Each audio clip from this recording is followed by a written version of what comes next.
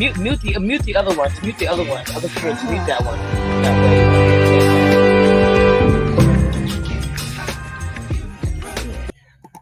You should open up the tab up and see. I'm ready, Mama. So, absolutely. So I was noticing in the comments, there were a number of people who were just like, I thought she did background checks. How she didn't know. And by how she didn't know, for those of you, because I'm simultaneously streaming this also on my channel, which is Girl, Is That Legal? What we're talking about is the fact that I've been engaged for almost a year. Was about 70 days from my wedding. And we both agreed to just call it off recently. So that has been a lie. If you know me, you know Rashid. He's my fiance. As you see, I have the ring on. It's not on my ring finger because I am terrified of losing this thing. I've got it insured, but I am terrified of losing it. So, that's a separate part. I'm not ready to deal with all that stuff yet because this happened pretty recently. But I did want to speak on the background check part, which is this. I actually feel like my situation is an example of what happens when background checks really do work. A year ago, he and I did one together. And hold on, I'm going to adjust this so I can see some of the comments. Okay. So listen, hey, hold on, guys. Hold on. Let me raise my seat. Because clearly, I listened to the actual live between Symone and Kamisha Reviews. Let me just say this first and foremost, right? Rasheed fumbled the freaking bag. I've never seen a fumble so bad. But if I was to put it in sports terms, for those who watch football, this is the Dortmund breakdown. This is the Dortmund losing their Premier League title or losing their Eredivisie, whatever the German league is, Bundesliga cup. Like it's a throwaway. You had a woman in your corner. Now, I need to deep this. Like, I love Rashid, but I have to be a real reviewer and tell the absolute truth, okay? When I say he fumbled the bag, this isn't like maybe Monique and Chris Samuels. No. This type of fumble the bag is different type of fumbling. I'm screaming. It's the kind of fumbling that you can't even really describe properly. He fumbled the bag. And I mean, the bag was in his hand. He was carrying the bag. It fell. He picked it back up again. It fell again. He picked it up again. And then this time, when it fell this time, he left it behind. He literally just left it behind. Like, literally, he fumbled the bag. Now, I rarely say these kind of things about the man them that lose a girl. But it's going to be very hard. And I mean, it's going to be very hard for him to ever find someone like Symone again. In fact, almost impossible. Because if somebody is willing to sit through the bullcrap that you give them and work with you, not only work with you, listen, some of you ladies are amazing. Don't get it twisted. Some of you ladies are amazing. But some of you cannot hold a candle flame to what Symone was going to do for him. My God, if you want to see what somebody holding somebody accountable, but also making sure that they run with them and do ride or die, this is what you want to say. Yeah, person sat with you, budgeted with you. Yeah, got you a therapist, helped you with your medication. Yeah, right? Helped you with your finances. Made sure that, you know what, even though you were lying, went behind your back to find out what other finances you got just to make sure that everybody's going to be safe. Became a bonus mom. My God, you fumbled the freaking bag. Oh, my days. Now, Amanda, we need to actually be alive and alert for this one. Listen, I'm not here to promote either side, but let me be very real. The bag has been fumbled. What? The bag has been truly fumbled. No. You fumbled the bag, sir. Fumbled the bag big time. When you have somebody in your corner willing to fight with you, you know what I mean? Help you. Come on, man. You can't fumble the bag this bad, man. I like Rasheed, and Rasheed know I like him, but I have to keep it real. You can't fumble the bag. You fumbled the bag. Broski. This is somebody that was working with you. Someone, and even got to a point, she took over the finances, made sure that, you know what, let's put a plan in place. Just follow the plan. Just follow the plan. Just follow the plan. You couldn't do it.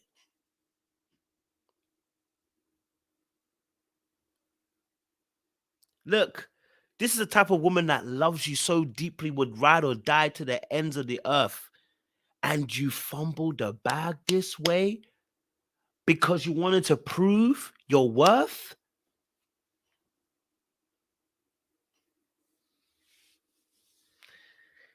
Stop taking medication. Do you know what is also really key about this as well? Stop taking medication, stop going therapy. Those are two things that are really important. Listen, men's mental health is really important. Man, them black men out there, let me be very real with you. Aside everything else being fumbled, let's talk about the fact that your medication and your therapy stopped. That it can't do.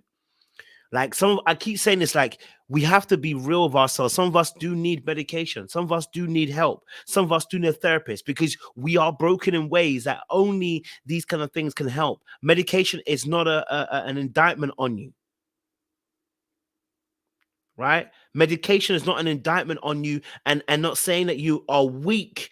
Medication is because you need it, because at the end of the day, to make you at your best.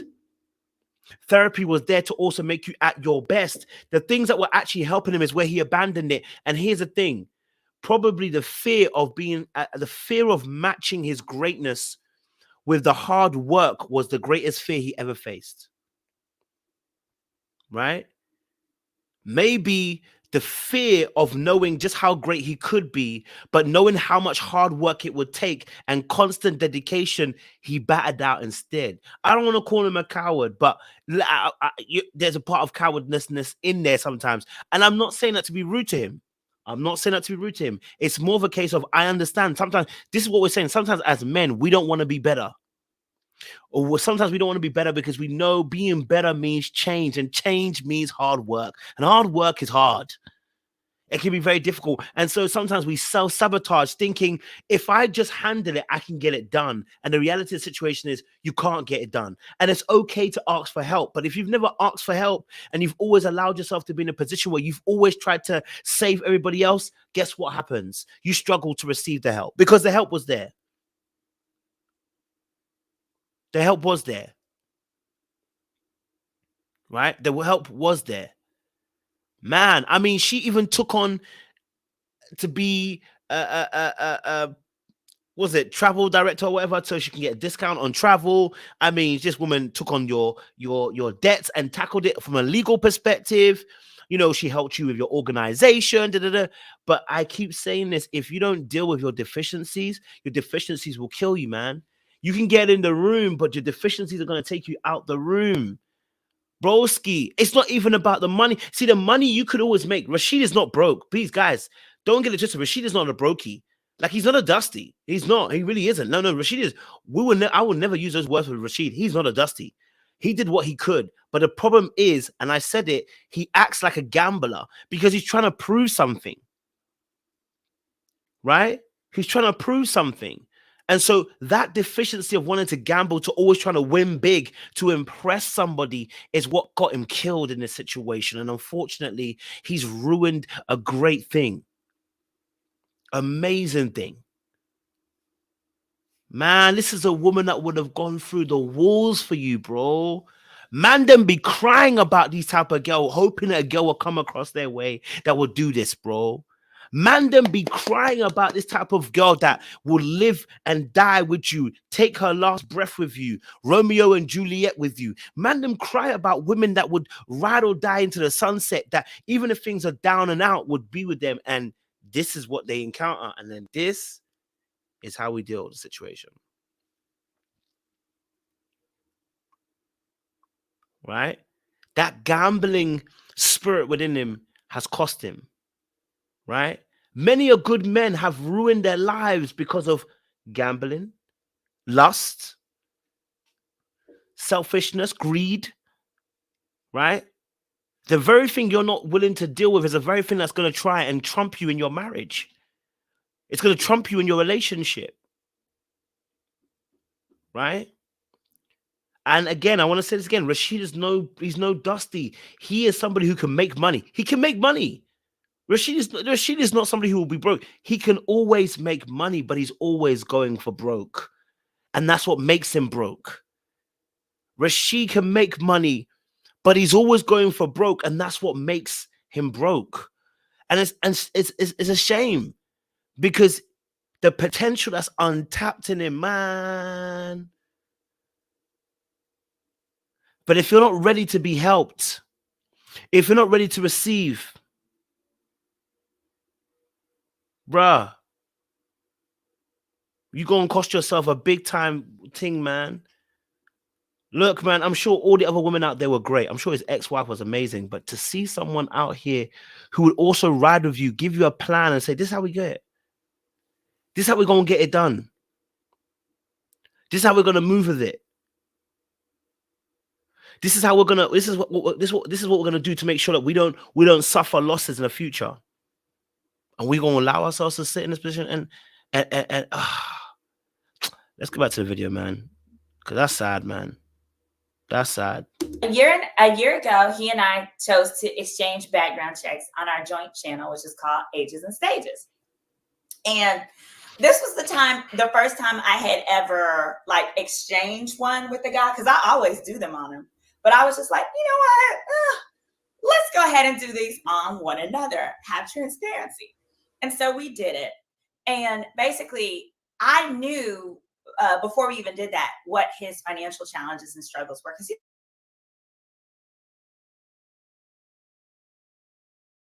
one or two really good dates, and I could tell he started to like me, and he said, you know, I just got to be honest with you, I got to tell you something. I'm not rich. And I said, I knew that. I did your PPP loan. Like, I knew you weren't rich. And I realized that he thought other people were convinced. I wasn't. I thought he was smart. I thought he was intelligent. I thought he was hardworking. Those were the qualities that mattered to me. But the stuff that I saw, I all thought these are all rented vehicles, because I know what your business does. I know you're in exotic luxury rentals. I know these aren't cars that you own. And it's my understanding that when you have access to them and when you have them, it's because you're probably transporting them to or from a customer. Like, that wasn't a thing. But most importantly, for me, what was so important with doing that background check in the beginning is I got to see everything he had going on, and he got to see the same for me. And so that enabled us to create a plan. The issue was just he diverted from the plan and didn't tell me, and that impacted our future in ways that are going to take a long time to reveal. It ultimately led to the issue of because of his diversion from the plan, he didn't have his share of the wedding. See what I'm saying? Like, look, diverting from the plan, which you both agreed to, which was what was going to save you. Now, the fact that someone can't follow the plan is a very good reason why to quit the relationship and not get married. Symone had the right idea and she did the right thing. Once she realized that they can have a plan and he still can't follow the plan, it means he's unwilling to actually cooperate. Now, it may be like somebody said it there, someone who has an addiction. Someone who has an addiction struggles to be able to follow a plan because in reality, they are addicted. My headphones have been turned off. They're addicted. And because they're addicted, they cannot follow simple things like, hey, let's just make sure we put this kind of money aside so we can make sure we got a wedding. 10K. Listen, the ring cost almost 80K or something like that. It was crazy. The ring cost a bag of money. How you not have 10K for a wedding? How you don't have 10K for a wedding? Well, the reality is the situation is that you are always financing what you're trying to do through debtful means, and you don't have a good plan in order to recoup these finances. Now, you've got a great idea, but in terms of practicality, it's a gamble again. Right? It's a gamble again. Okay? Right? You know, this is a simple plan. Right? Simple plan. It doesn't need difficulty things. Simple plan doesn't need hard thoughts. Just follow the plan and you're good. I don't know how much a ring cost. I think it costs like 8K. I'm sure. I can't remember if it costs like that. I don't know. It's something like that. 8K or 80K. I can't remember. Something like that. You know, you feel what I'm saying to you? Like, it's too much. Okay. It's an 18K. Sorry, it's an 18K. Apologies. I don't know. I can't remember what it was. It was just a lot of money. I remember, if I remember correctly. So it's like because of the addiction to want to gamble, to try and win big, to prove himself, he puts himself in financial harm and financial way, and he puts his whole family in that. And this is a lesson for us as men. When you are not, and again, listen, he can still be the leader. Okay, he can still be the leader, and not necessarily financially be on point when it comes to being good at making a budget. You don't have to be the budgeter to be the leader. Listen, Symone can handle that aspect. He can make money. So it's you're still great at what you do.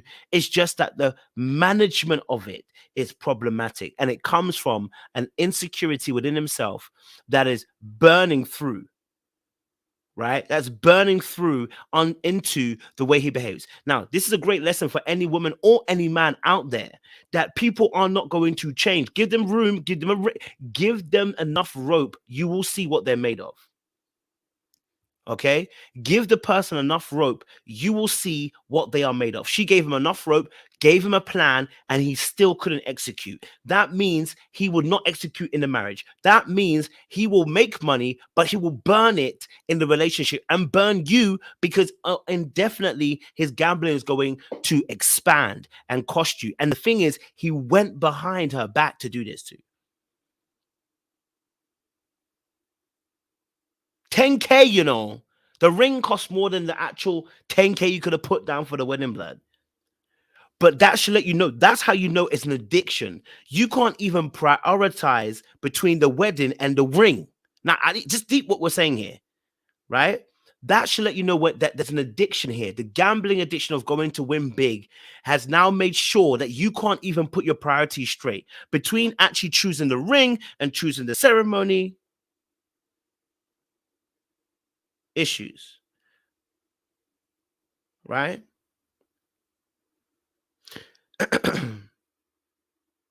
So this in this instance, nothing she did would have saved his ass. Nothing. Right? Nothing would have saved him. Right? Nothing would have saved him.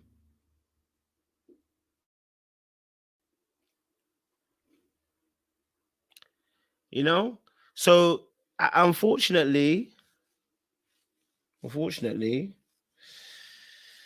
this is the extent of what we got. But a man who hasn't tamed his addictions will always cause destruction.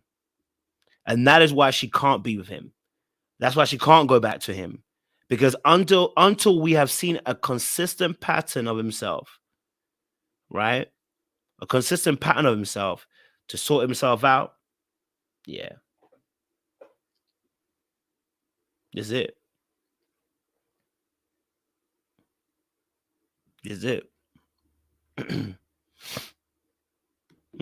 Messed up a good thing, sir. He spent it. He didn't spend it on, he didn't spend it on like t-shirts or jewelry or anything. He spent it on household bills. But there were bills that would not have existed if we had stuck with the plan. Wow. So that was the big thing, because I know everybody's like, why didn't you just stay with him? It's not all about the money. And I wanted you to talk about that, because that was another theme. I know you heard that when I did my live. They kept saying, you should just love him anyway. It shouldn't be about the money. I do. I love him very much. I love him very much. But sometimes when you love somebody, you have to remove yourself from the relationship to take it seriously. Yeah. You have to, actually, 80% of divorces are filed by women. And we don't even want it most of the time. It's just that women often feel that that's the only way the man is going to take them serious, is if they say I'm gone. I chose to do it before getting married rather than after, to see if there might be some semblance of a way for him to see that I'm serious. If you watched his video, the way I perceive it and have perceived it is it's the same as if you're dealing with a gambler, because pretty much the decisions he were making were straight gambles. These were not business decisions. These were not calculated risks. And if you're dealing with someone with a gambling addiction, you either stay there and enable them, or you say, I'm not playing with you no more. And I'm going to carry on with my life and give you the opportunity and the space to get the help that you need, because I can't do it anymore. And the help that I was providing was insufficient.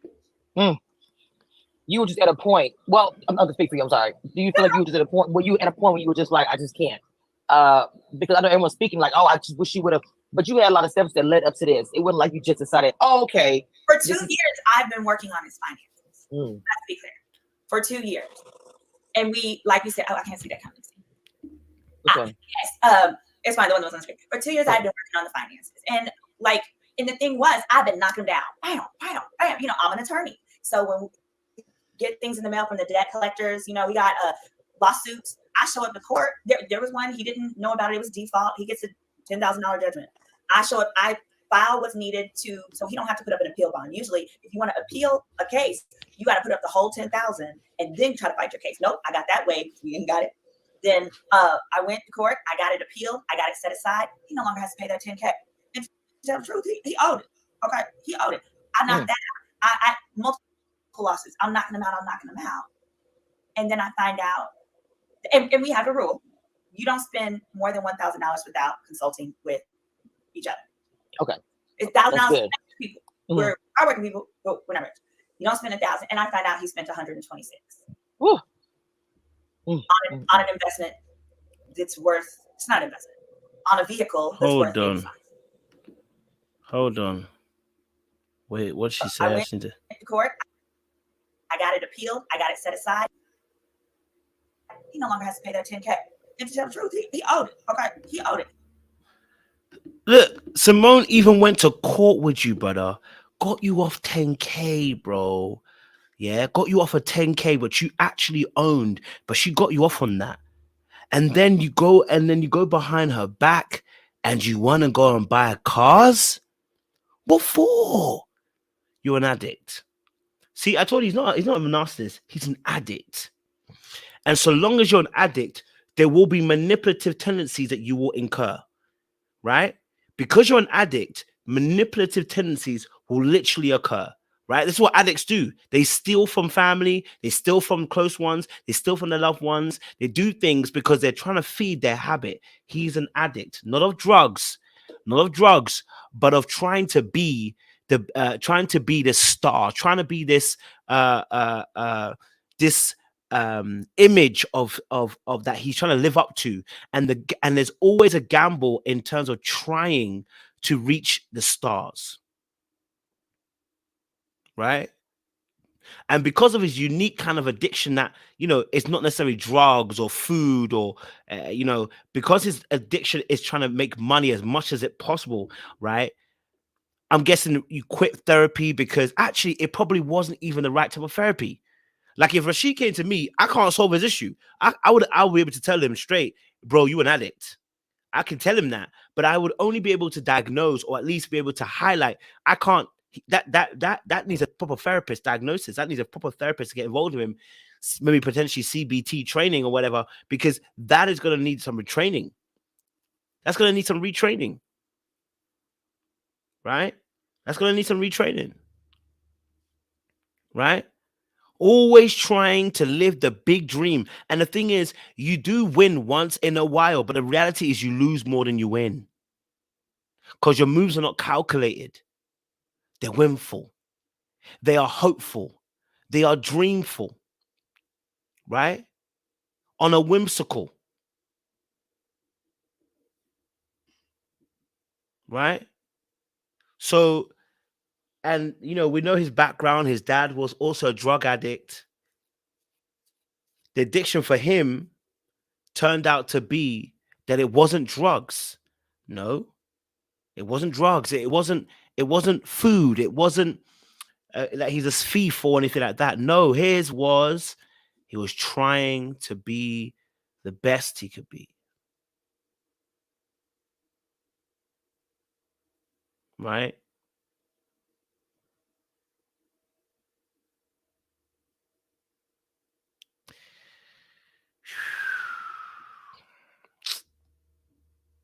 Bit sad, isn't it?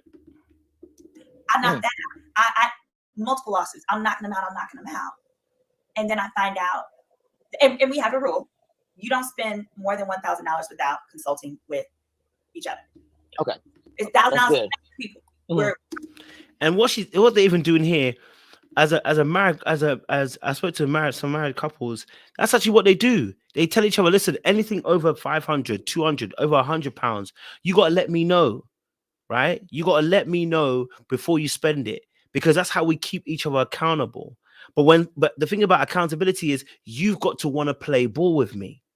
You got to want to do this, right? So now we're at a situation where we're saying anything over £1,000, you got to let me know. That's where he talks about the manipulation and the lying and the deceit. That's what he's talking about. The addiction that he doesn't realize he's got is what makes him manipulative. Not that he's a narcissist, but the addiction that he has is forcing him to now go behind the partner who he cares for and that cares for him, goes behind their back to fix their addiction. To be a star, to be big, to make it huge, to make yourself in a position where financially you're well off. A lot of these things is an addiction.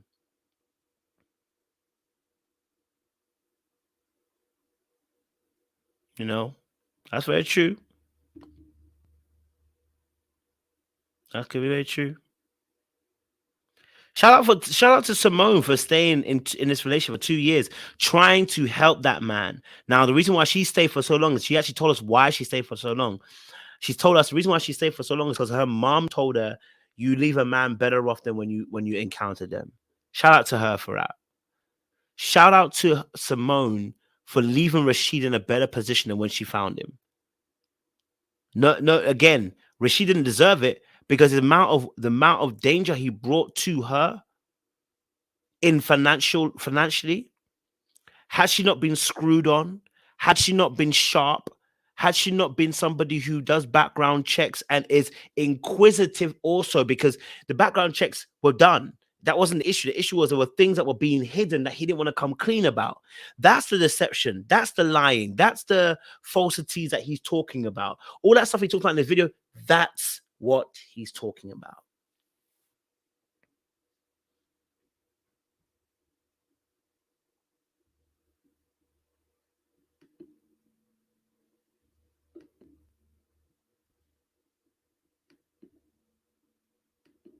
I work with people whenever you don't spend 1,000, and I find out he spent 126 on an investment that's worth, it's not an investment, on a vehicle that's worth 85. As context. And it was just so much, and it got to the point, the ultimate of it was we got ready to pay the deposits for the money for the wedding, and he didn't have his part.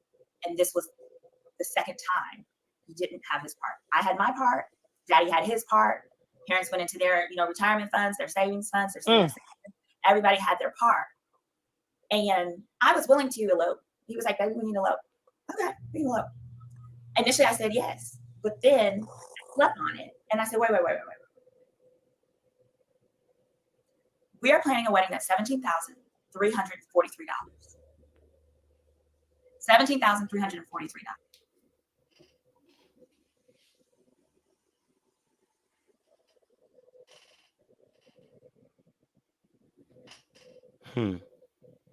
$17,000 is what You the wedding losing? was going to cost.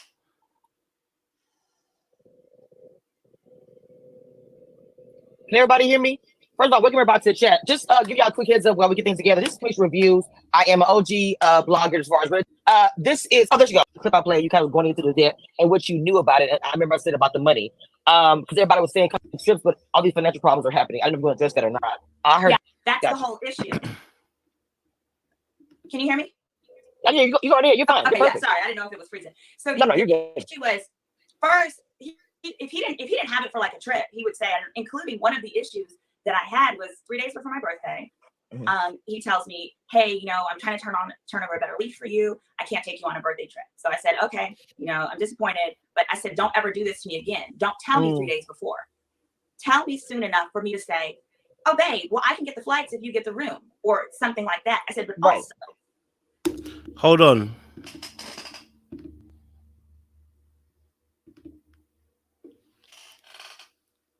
Guys. Hold on. Oh my God. This is not good. This is not good. This is not good. Okay.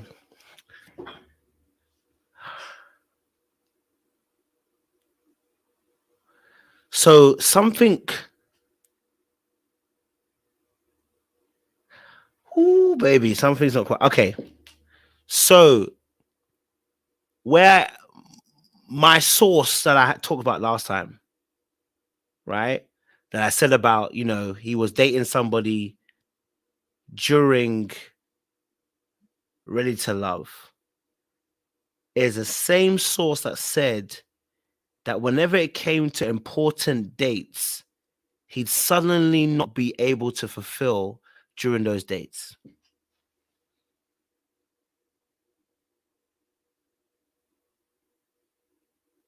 There's something going on and I'm not sure what it means, but something's not quite right. Something else also is not there. Because now she's saying that on her birthday, by the way, birthday, wedding, important dates seem to suddenly he can't provide. The person said that he's I'm just saying what the person said, that he's very selfish. And I was like, nah, it can't be Rasheed, nah. But now I'm hearing the same rhetoric with Symone, but the wedding, her birthday. I wonder what other special days were also an issue. Sir.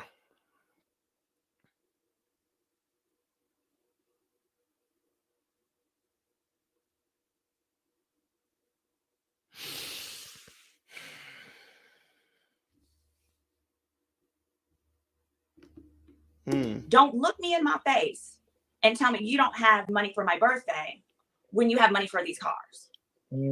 Because my birthday is the same time every year. And This is goofy, right? I get what you're saying, yes. This is silly. Oh. So what it was is, one, I'm under the impression that everything is fine. I don't hear anything that you're doing what you're supposed to be doing. I'm not double checking you. I'm not going to do that. It wasn't until he came and said, I'm sorry, we're going to need to elope because I spent the wedding money on bills that I had to say, well, wait a minute, is this what I want?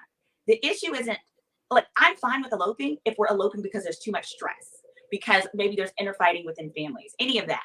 For me, that is a just fine reason to elope.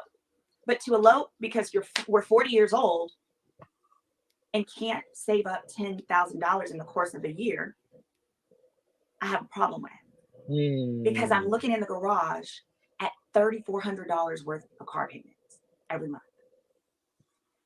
Man, that makes so much sense, man. Wow. I think $17,000 for a wedding, a destination wedding for 80 people is reasonable.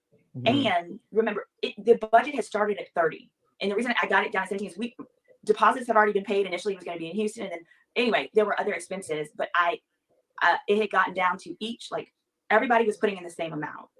I was, my parents, him. And so it's a matter of decisions. And what I've also learned about men is that they know that because we love them, we're going to hold them down. 100%. And he could, and to be clear, I bet if I had said, you better go get a loan from one of your buddies, you better go get that, he would have done that. He loves me like that. I believe that as well. But that's not what I wanted to do. The bigger issue is you're not in the right mind space and you don't have a plan to get out of it. Which is scary. Yeah. And if I didn't make such a strong stance and say no more, I think there still wouldn't be a plan. It's my understanding now he's, like, multiple people have reached out with suggestions for financial planners and that he's entertaining all of those things. And that is wonderful and beautiful. And I say thank you to everyone. I am actually very proud of him.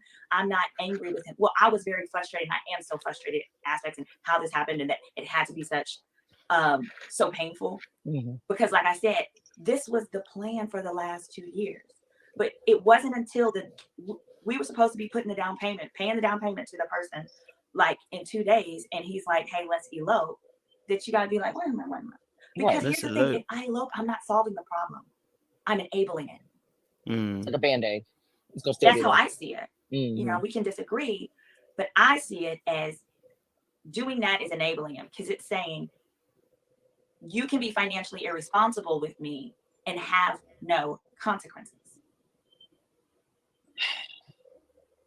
I feel like that you did what you had to do for yourself. It's very obvious you two love each other. I mean, like, I don't think anyone doubts that. And like, even in the comments, a lot of what I'm seeing is you taking care of your situation was actually very, very smart. And most of the things I'm seeing is the lies. People are saying there's money, but it's the lies. You could have just went ahead and said, yes, let's eat love, let's keep going. But you didn't want to do that. And then someone asked the question earlier. I forgot to take, like, last time they said, why is he paying? Don't let this question leave the screen without me. Okay. Go ahead. Somebody said, why is he paying for the wedding? Like, I mean, it's no longer the old days where just the dad pays. Right. It's a collaborative thing. Contributing. So we came up with so what happened is he and I came up with a budget on our own. That budget, he wanted it to be much higher. I said, I'm not okay with spending more than 30. That was our budget. He and I were going to be 15 and 15. My parents chose to contribute 10. Okay. That was a gift. We are grown. And no, I'm not asking my 70-year-old parents to pay for my whole wedding as a grown big person. And there's nothing wrong with parents not having it or that not being. I want my parents to be able to afford their medications and other things like that.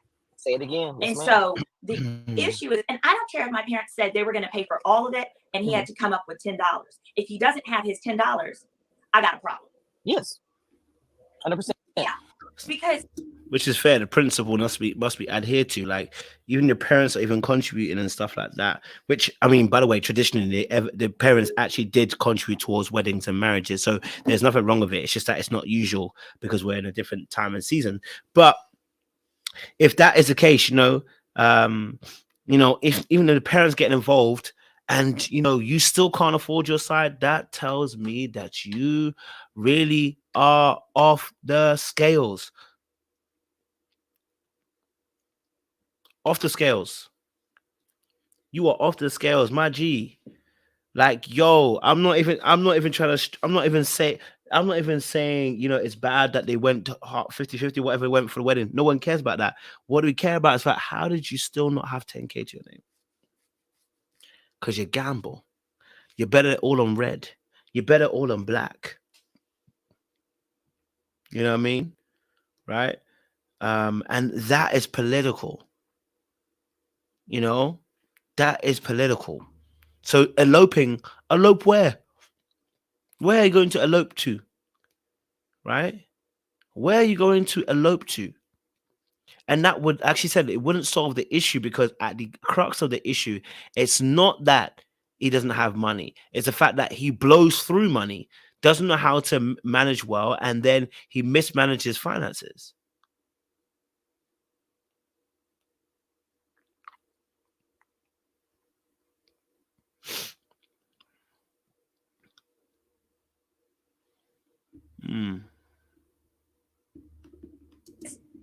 I feel that any serious problem that you have an issue with prior to marriage, this is the one and only time that the man is really going to take you seriously and have an incentive to work on it. Because afterwards, you better sit back and be quiet, because you've allowed it. You consented to it. Can you read that question on the screen? My eyes are bad, but I want to answer it because it's related. If you know the amount of debt he's in, don't you also know how much he makes and therefore what he can afford?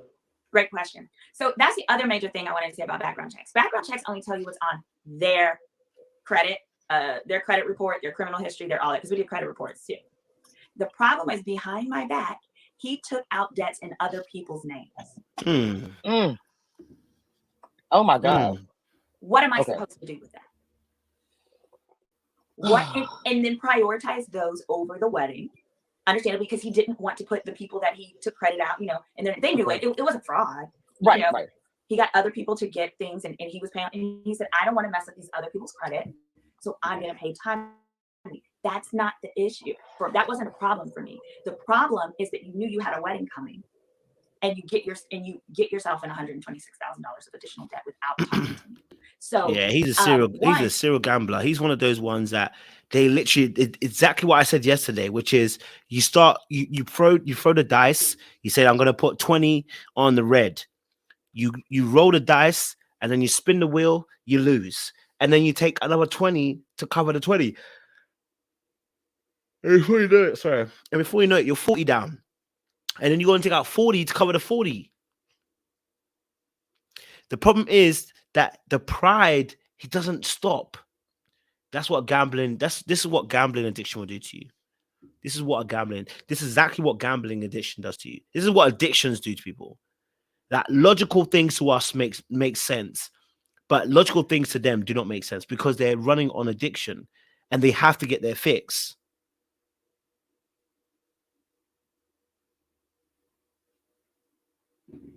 Right?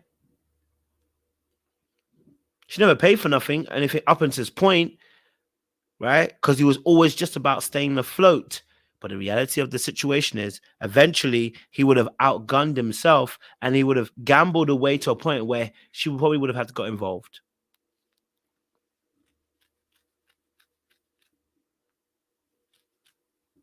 This is wild. No, I kept asking, let me see, I need to see your bank statements. I need to see your this, and would get excuses. So I would only get piecemeal information. And two, you can't, if someone chooses to get debts in other people's names, what can you do about it until you find out? Once I found out, and that's the part that I found out. I knew there were debts. I knew that there was a car in the garage that wasn't on the credit report, but I'm told, for example, he traded in 2 cars to get that. He traded in a Tesla and an Escalade. I don't know that much about cars, but I know those are 2 expensive cars. So I'm thinking that they put a huge dent in whatever his monthly payment would be. But that wasn't the case. Those cars are very expensive. Listen, why was he buying all those cars? Was it just to front, or did he have some sort of business idea? It was a business idea, and it was a little bit of both. The business idea was renting them out. And then the other part of it, when I say a little bit of the other, like, for example, I just got a Maserati last year. And so in getting that, and he did not have. And I think this also just goes back to a point I mentioned yesterday. And I know some of you weren't agreeing. You didn't like the point I made, but I said the mother was an enabler. The mother bent over backwards and covered the father, probably during a point in time where he was a drug addict. And of course, I'm not even going against her because I understand she was trying to probably keep her family together at the time. It was too much. They ended up divorcing. But then, unfortunately, her son has also picked up the same addiction that the father has picked up, and probably being a mom, having mom guilt. The fact that she's a mother, this is her son who she's carried. This is the son who she loves. This is the son who, is her baby. And because of her nature, she's ended up also now covering the son in his own addiction. And maybe his addiction didn't look like the father's. The father's was drugs, and you could see it and how it affects a person. Rasheed's one is a gamble financially. And maybe, maybe this also as well, she probably thought he might win and might eventually, go, be able to pay for everything. But the reality is, yeah, he is a gambler.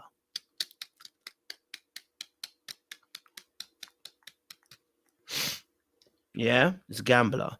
The mom is not a bad person. It's not about the mom being a bad person. It's about what's happening, because that's why he was able to put the house in her name.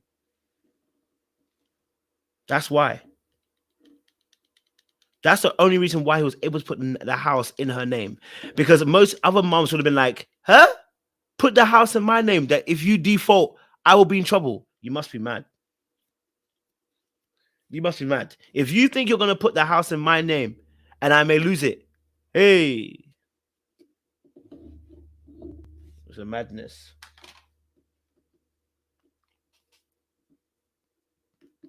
Have the push yet. I said, why don't we just have one fancy car, my Maserati, and then have one like regular car? We can have a regular version BMW or a Benz. And he was like, I'm not driving that. I'm like, well, I will. And he's like, well, I'm not driving your Maserati. I'm not driving that Maserati. Girl. He said it was too small. He said it was too small.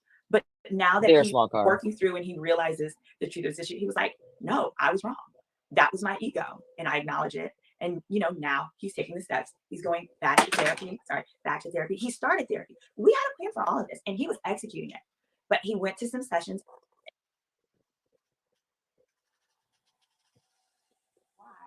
I felt like if you really love him. What was that second last question? Which one? Do I just put up there? If you have a question, put it up on the screen. I'm trying to catch it. One thing I say is triggered. He sounds like my gambling addict. I plays mommy like Symone did and tried. Like she's doing it. And nothing will change. Those people don't change. They use your love. Mm. But I think that because, well, the way I see it, the solution is very attainable, which I believe is consistent, deep therapy, as well as like we had agreed. I was like, you're not leading our household when it comes to finances. You're not touching nothing. In fact, I had talked to him. He loved me so much, he was willing to let me, like, you put your check in this account and me and the financial planner tell you this is what you got every month. But that's not going to be enough if they're not taking you seriously. They might do it for a week. Like, I want that to be something he enjoys doing because he sees how much better his life is. And he's made top dollar. He's done it before, and I know he'll do it again.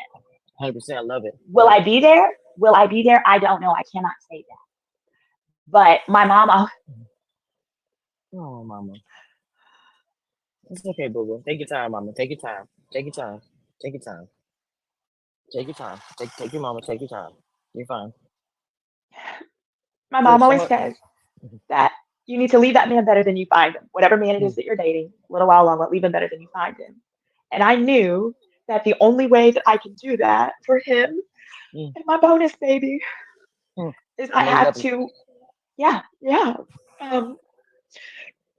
I have to be firm with my desire for a plan and sticking with the plan. Oh, and ladies, let me be very clear.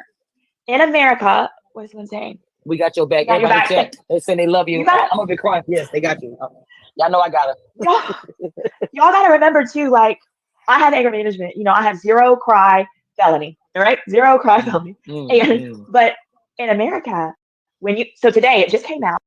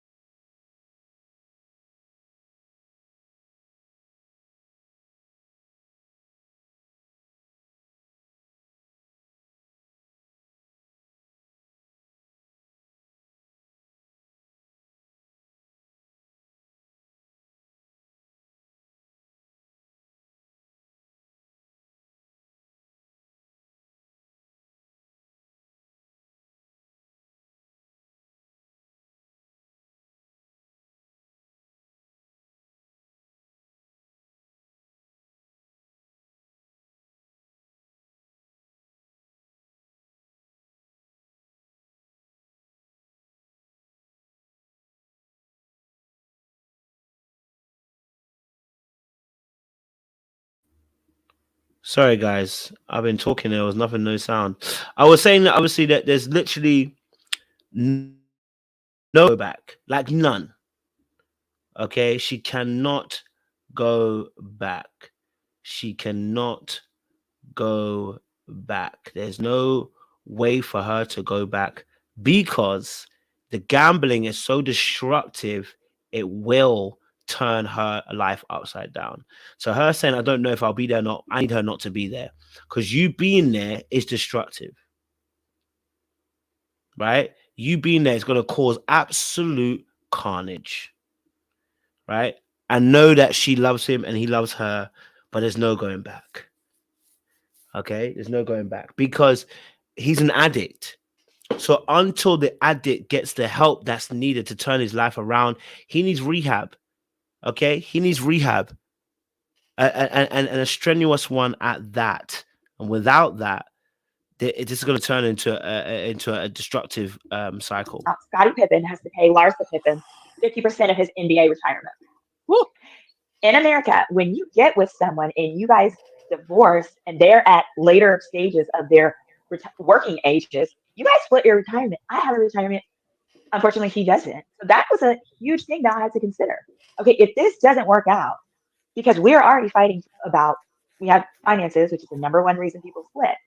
I am going to have to depart with 50% of my retirement, quite likely. See, that's kind of stuff the women don't know about. I didn't even know about stuff like that. That's information that we really all should know because we all put ourselves in a situation and then it's too late before we can do anything. Because he's 45. So if we're together a decade, he's 55, and he tells the judge, hey, judge, the judge isn't going to be like 10 years is a substantial amount of time, and the judge's going to be like, oh, he's 55. He's 5 years from retirement, 10 years from retirement. Yep, y'all better split that. The judge is going to be like, well, what about your car? And there's nothing you can do about it. Everyone's just saying they love you. It was heartbreaking and saying don't cry. Loretta Price says he stated you had a budget for your wedding, and he told you up the budget. Those were red flags. Well, no. I'm super cheap. I'm super cheap. Whenever I told anyone the budget was $30K, everyone is like, girl, where are you getting married at? No. And his idea and his thought was we would be able to up it with like, branding deals, partnership deals, that kind of stuff, as well as he's always I'm expecting their business is going to start doing better and they'll have more money to contribute. But it was always just the next deal, the next hustle. And I said, we ain't doing no more hustles. We ain't doing no more hustles. We are doing business plans. And so when I found out that he went and used someone else's credit to do another hustle, and the extent of the loss in process, that this is why I can't have my freaking $10,000 wedding and need to elope. I'm like, enough is enough. If at our big age you can't afford a $17,000 wedding, or you don't have $10K towards your wedding, the question becomes, should you be getting married? Yes.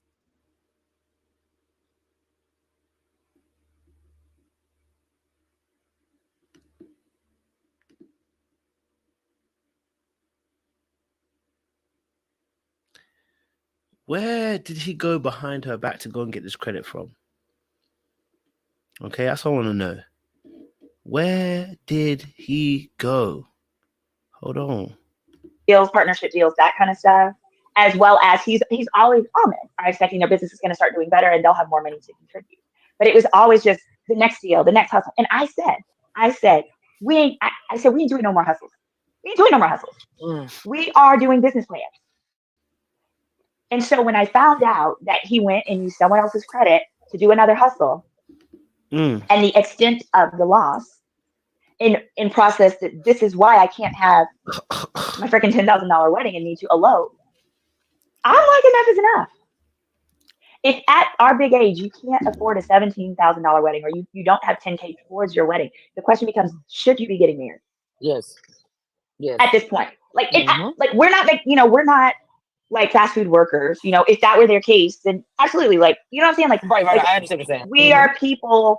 We have things, and if better planning, like, this is a real ring. Two things I know that are real were his love for me and this ring. And as beautiful as it is, like, it's crazy for me to think that, in part, like, even the way that he budgeted for the ring, like, you pay for the ring, but the ceremony, we didn't have it. And I say we because we were a team. But that was the time I could have loaned him that. I could have loaned him his portion, and I'm sure he would have worked on it. He's never asked me for a dime. So it's not like I wasn't paying any bills. I paid for the food in the household. He paid for the mortgage. He paid for those things. So that was also part of, because I knew what those bills were. I knew what the bills were that were part of my household, that were part of the credit reports. So it's like when you get a plan and strategy and you're there and someone says, I want to divert from it, then that's where we have to say, okay, enough is enough. Because he's had the same business plan for like the last 6 years and it's never worked. Long term, it might hit here or there, like a gambler. You might get a good hand, but it is not sustainable. I want to give him this credit. This is really important. Like, what was it? Like last November, I was like, I'm sick of this. I can't, you need to go back to work for someone else. And he started going to interviews immediately. Now he has a dream job. He is doing so well on that job. And, he's going to get promoted. I'm sure he wins.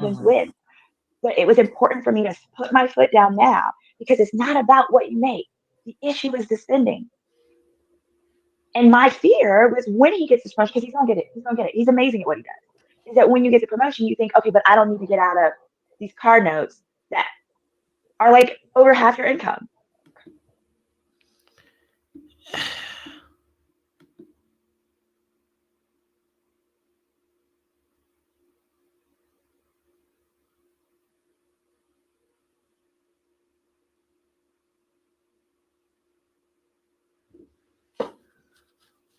Ish. Broski, what is going on, cuz? Broski. The brother's good at selling. He's amazing at selling cars. He just always thinks he can do so much more better. There's just no strategic move. There's no patience. There's just no calculation. It's just all wildness. And it's almost as if he chases the throw. That is the gambler. He literally is rolling the dice, blowing it.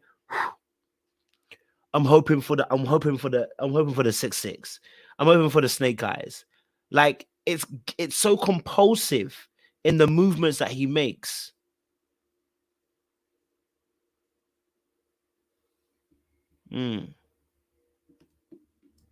Appreciating assets. That is, you're trying to help him at the end of it, and it's so obvious how much y'all care about each other. So I love how you reiterate that more than one time. Maud put up here, she says, someone, I'm sorry about all of this. Do you feel embarrassed about all of this? You are known to be the undisputed background check queen. I would assume you're going to gotta hire a PI. Didn't you see any red flags?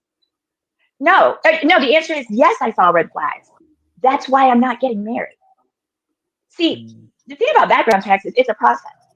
When I saw them, I created a plan. When I saw the issues, the red flags, I brought it to his attention. We created a plan. He even started therapy. He did things to address them. And then things weren't making sense. And I did more investigation. And that's how I found this out, y'all. You have to understand, I'm not married. So for me, that's success. Because my goal is to do the due diligence for myself and for my clients so that they have all the facts that they need to make an informed decision. That's what I got, and that's what I did.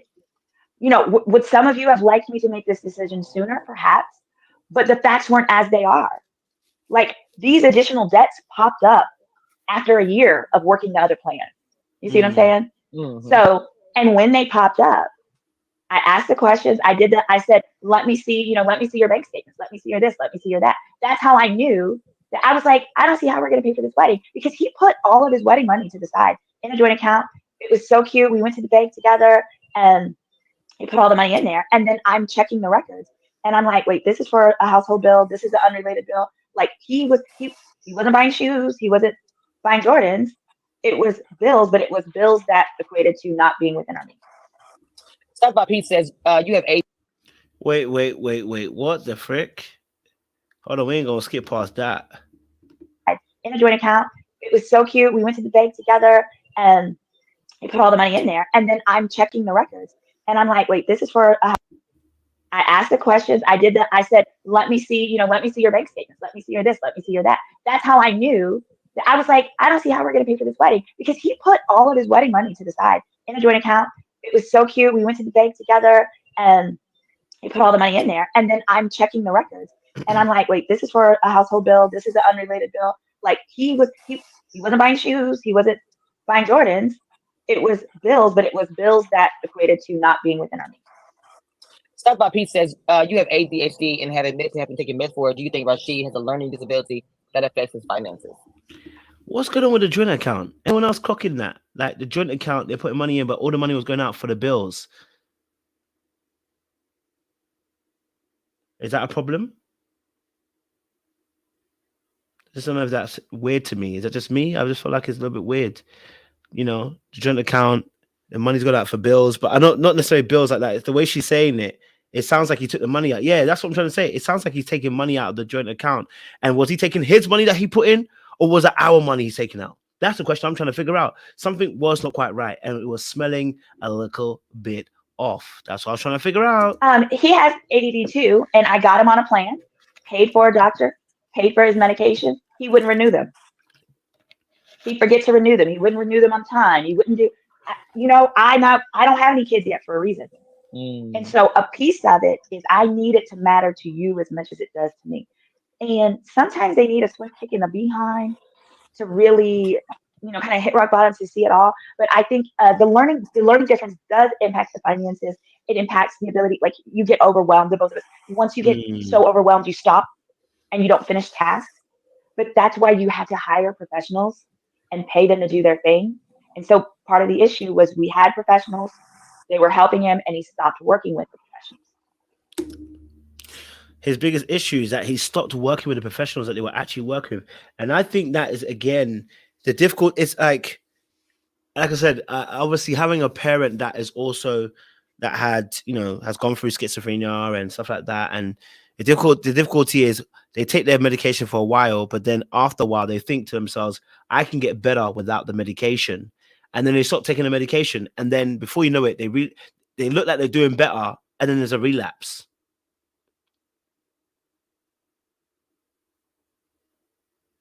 Right? So sometimes what happens is these people will think to themselves they will get better without the medication. They don't want to get on the medication for a long time because, you know, it makes it feel like you're not human. I get it. It makes you feel like you're not human. And so you stop taking the medication thinking to yourself, well, we're going to get better. And then you might get better for a short while. Things might actually improve for this short while. And then it crashes dramatically.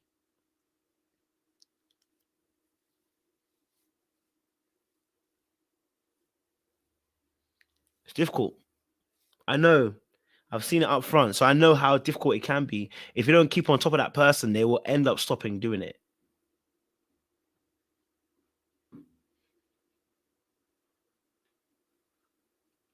Right? But if you don't take it, carnage ensues. Sometimes they'll even lie to you and tell you, oh, I've been taking it. And what can you say? And then you realize as soon as they stop taking it, what happens? Carnage. I've seen it. Carnage.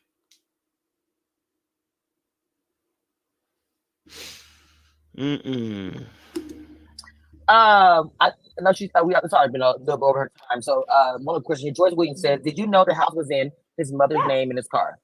Yeah, I knew the house because I knew the car because there's no way he had the credit to afford that. And I literally so I knew that was in someone else's name, in his mom's name, and the bills weren't coming to our house.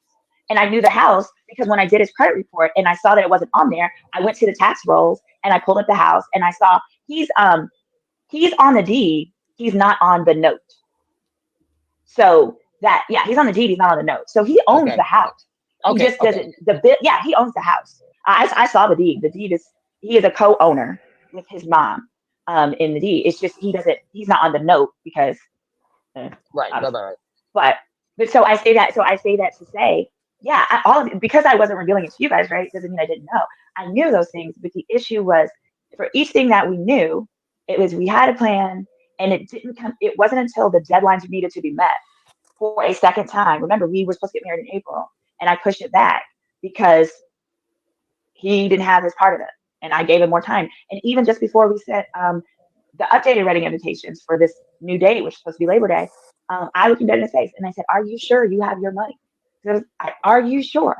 I said, "Because if you don't have this, we both gonna end up on Snap." You were trying. That's the whole thing. That's why I wanted you to say it, because there was so many misconceptions. So many things that were incorrect that was out there, the information. Even Dina, my other detective, she said the same thing about the house, about who name was it in or whatever. Wait a minute, hold on. Who said that? Because I need to know. Because I need to know if I'm living in a house. Whose house am I living in? If you drop dead tomorrow, how does this work? You know what I'm saying? Because my other thing is I need to know what are all the debts that you're responsible for. Because if you get incapacitated, this, that, and the other, as your wife, I need to know what am I responsible for. And I'm not paying for that car. Get that car out of here. You know? We're trying, Mama. I was like, Lord. At the end of the day, I don't. So obviously, putting the stuff in your mum's name, but obviously, I guess. And one thing I will say about him was obviously, like she said, he was paying people back. It just meant at the detriment of his own self, right? But the problem is he just kept on doing the most that kept on putting him in positions that would then get him into trouble, right? So yeah, he might have been paying his mum. Yeah, he might have been paying his friends, but then it leaves him spare with no money. Can't take you out, can't spend on you, can't do nothing.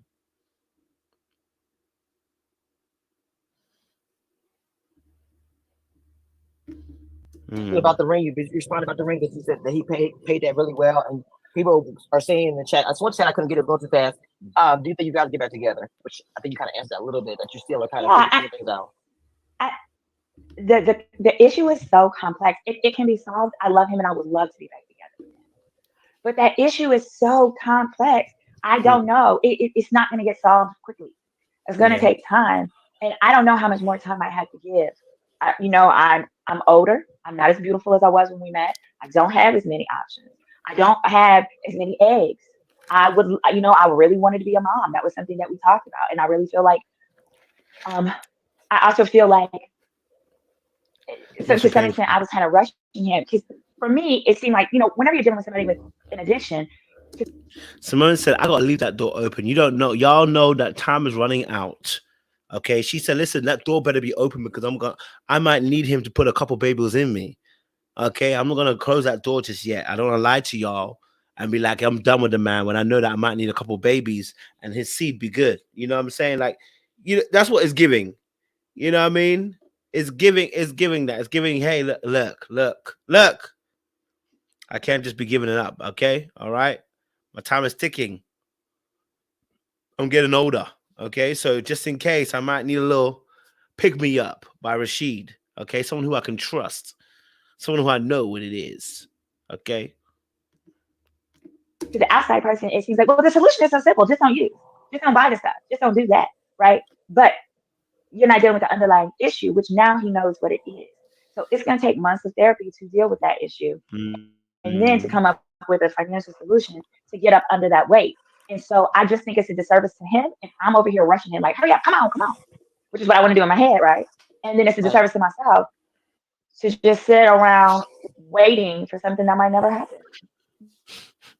He might decide he don't want to go to therapy no more. Like last time. He might do a month of therapy and be like, I don't like this therapy. Well, black men therapy has been I don't like this financial planner. They want me to do all this paperwork. Yeah. So Reddit Chit Chat said that he just want a way out. Oh no. I didn't think he did, but I didn't think not he did. No, and I had all these like messages. Yours is one of them, and I was like, "What are you talking about?" And she was like, "Oh, you did not." I was like, "What?" I didn't know about. But I'll say this: I don't feel embarrassed because for one, I feel like that was very brave of him, and two, we have been chronicling our wedding. So when this came down, I told him, I said, "Hey, you need to sit down, turn your camera on, and record something that we can give to our editors so that we can use it to just button it up and release the wedding special on YouTube." And so I just thought he was going to record something and give it to the editors and let them pick, because I do know how sensitive he is about his image and things and how he looks and those things. So when I found out that he did all that, I was so proud of him. I was so shocked. And I'm not embarrassed because I have nothing to be embarrassed about. I have nothing to be embarrassed about. I loved hard and I love good. I took him at Ayala Bonzants, telling everybody we need to date bus drivers. Yes. Well, I got a luxury car bus driver. Okay. I got a luxury bus driver. I can't with you. That's the Oh, man. Oh, my God. I can't. Oh, geez. Luxury bus driver. I can't. And I worked this one to none to, he's worked through things with me. And so I just feel like, and he's such a good man. He's a good partner. He's a great dad. He's a great provider. He would get upset with me. He would call my mom or my sister and say, how can I better love her? He's a good man. How can I get through to her in a way that doesn't dim her light? Because I already got the issue. If I have a big personality, I got to be with somebody who respects that, won't try to dim the light. He was willing to do all those things. It was this one major big area where he just ran amok. And it was just so much. But Lord Jesus. Somebody put a super chat in your chat, Mom. I think that's your chat. Oh, thank you. Have you addressed the underlying issues of why you would accept the debt to begin with? Why I would or he would? Have you addressed the underlying issues of why you would accept the debt to begin with? Why you? Oh, I wasn't accepting his debts. No. I'm like, these are for foolish things. Now let me tell you something. Debts I'm okay with are student loans. Student loans, if you went to university or whatever, student loans, I can manage that. But I was adamant. I said, you're not signing for anything. If you can't qualify for it, you're not getting it. Don't get it. You can't qualify for it for a reason, because you probably don't make enough for it to make sense with with your other debts, right? Yeah. Or your credit score is too low. Generally, though, it was a matter of you're already over leveraged. So I think, though, for him, though, he is clear. I'll say this. I knew from the beginning why he did it. I think it took until recently for him to know why. I'll tell you, the day I realized why. It was when we had our date in the back of the truck. When he told me, yes, on that date is when he revealed to me his special ed issues, how that impacted him, how that impacted his childhood. Knowing that, I kept that in my heart, and I said, I'm going to have to love him differently than I love any other man. I poured more into him. I gassed that man up more than I did any other man, because I also knew that I can't talk to him as harsh recently Hold for on. him to know why. I'll tell you the day I realized why. It was when we had our date in the back of the truck. When My he favorite told dates. me, yes, on that date is when he revealed to me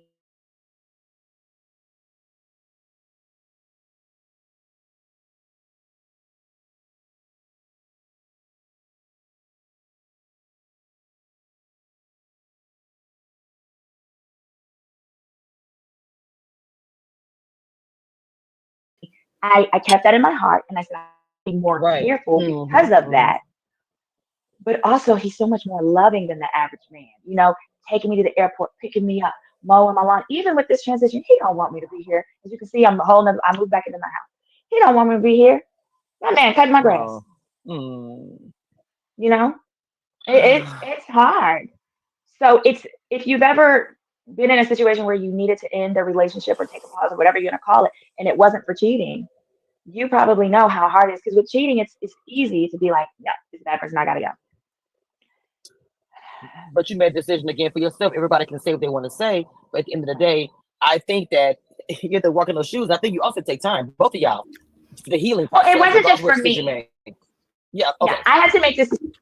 I want to say this, right? Symone needs to cut his ass off. Rasheed, I love you, and I appreciate you, and I like you. But cut his motherfucking ass off. Okay? Cut his ass off. I'll tell you why. Because he has a gambling addiction when it comes to wanting to win big. Symone needs to also realize she has a weakness. Symone's weakness is that she likes to help people. And without her realizing, she too is enabling. This is why she got out of the relationship in the first place. But her need to want to help people, her need to want to be able to help people, okay, is what's going to cause her to try and help in any particular way with Rasheed. Rasheed, being an addictive person, will see her light as wanting to help, and she will be. I don't think he'd ever get her money, but he'll waste her time and more of her time if she doesn't cut him off.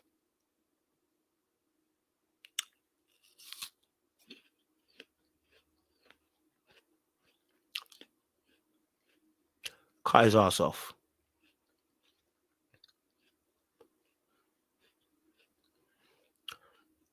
It sounds great. Like, I'm mature, I'm grown, I don't need to cut my exes off. Let me tell you why you cut your ex off. Cut your ex off because if you don't, you'll see why.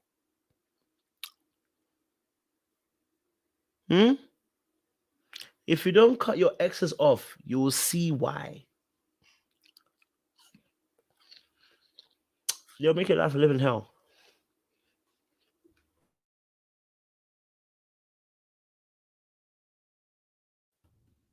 Because he's going to keep inching his way into your life more and more. And it's not like he's trying to even do you dirty, but if you keep leaving that door open, he's going to want more of your time. He's going to want more of your energy, right? And your loving nature is going to want to help him in some shape or some form. If I could just do this, he will might change. Hey, yeah, baby. This ain't the time, baby. This ain't the time, baby. Okay? This ain't the time, baby. Okay? So leave it alone. Shut the door, lock the door behind yourself, bolt it, and slump against your chair, against the door. And that's what we need. You don't open the door for him again. Okay? Don't open the door for him again. Not because he's a demon or a narcissist or anything like that, but because of the addiction will cause him to want to stay in her life because of her energy. So I'm saying, no, we don't want you to continue in that space. You know, we don't want you we don't want you to keep it open, because if you do, there'll be issues. You know what I mean? So just putting that out there. There's a few more minutes left, and then I'll get on some of my main people to come on and have a Decision for conversation. peers. I had to make it for me, and I had to make it for him, because he was still gonna. This is he was gonna operate. I am. People don't know I'm like the cheapest person ever. So like we were a match made in heaven to me and this friend, because I'm super cheap. I'm frugal. I brag about what a great deal I got on something. I shop at Aldi for my groceries. Like, and it makes me happy that, you know, I am getting those things and saving money. I was a finance major in school, right? So when I found out I'm a finance major and you're a guy with, it was not an unreasonable, like the credit card, I was like, I'm a coach. I do this, literally, I do this for clients. I literally represent credit card companies or debtors and get them dismissed. So I was like, oh, got all those. And then it was the cars, he was slowly getting rid of them. And then he got more. And then that was when it was like, because my hair is coming out. I got bald spots. I'd be sitting up in the middle of the night, just like, I can't live like this. I can't, because it wasn't making sense, because I was like, where are these extra bills coming from? And then as I, figured it out, I was like, okay, no, we can't do it. So I think people have a real huge misconception that whether it's effective investigation or due diligence or background checks, that means you're never going to have pain, or that you're never going to be in a situation with someone who causes you drama. No, it just means you have the opportunity to look at those things and decide for yourself, how do I want to handle it before it impacts me for life? And that's what I did. Are you going to get the ring back? If one other person asked you that. So great question. What I told him is that even if he wanted it back, I'm not giving it back today, because I don't trust what he would do with that money. I don't think he would do anything wise with it. It's like you don't give extra cash to a crackhead. You don't give extra cash to a gambler. That's a better analogy. He is nothing like that. You don't give thousands and thousands of dollars to a gambler. But I did tell him, if it got to the point when, we felt like that's what we wanted to do, I will give it to his mom or his financial planner. I'll give it to his financial planner pursuant to that financial planner's plan. This is when I realized how good this woman is, man. The fact that even after the whole situation, she's still thinking about how best to put him in the best position possible. I'm not even going to give you back the ring, because I know if I give you back the ring, what's going to happen is you're going to end up misusing it. Now, if you want it back, I'm going to give it back to your mom. Your mom can then put it into a savings for Pierce.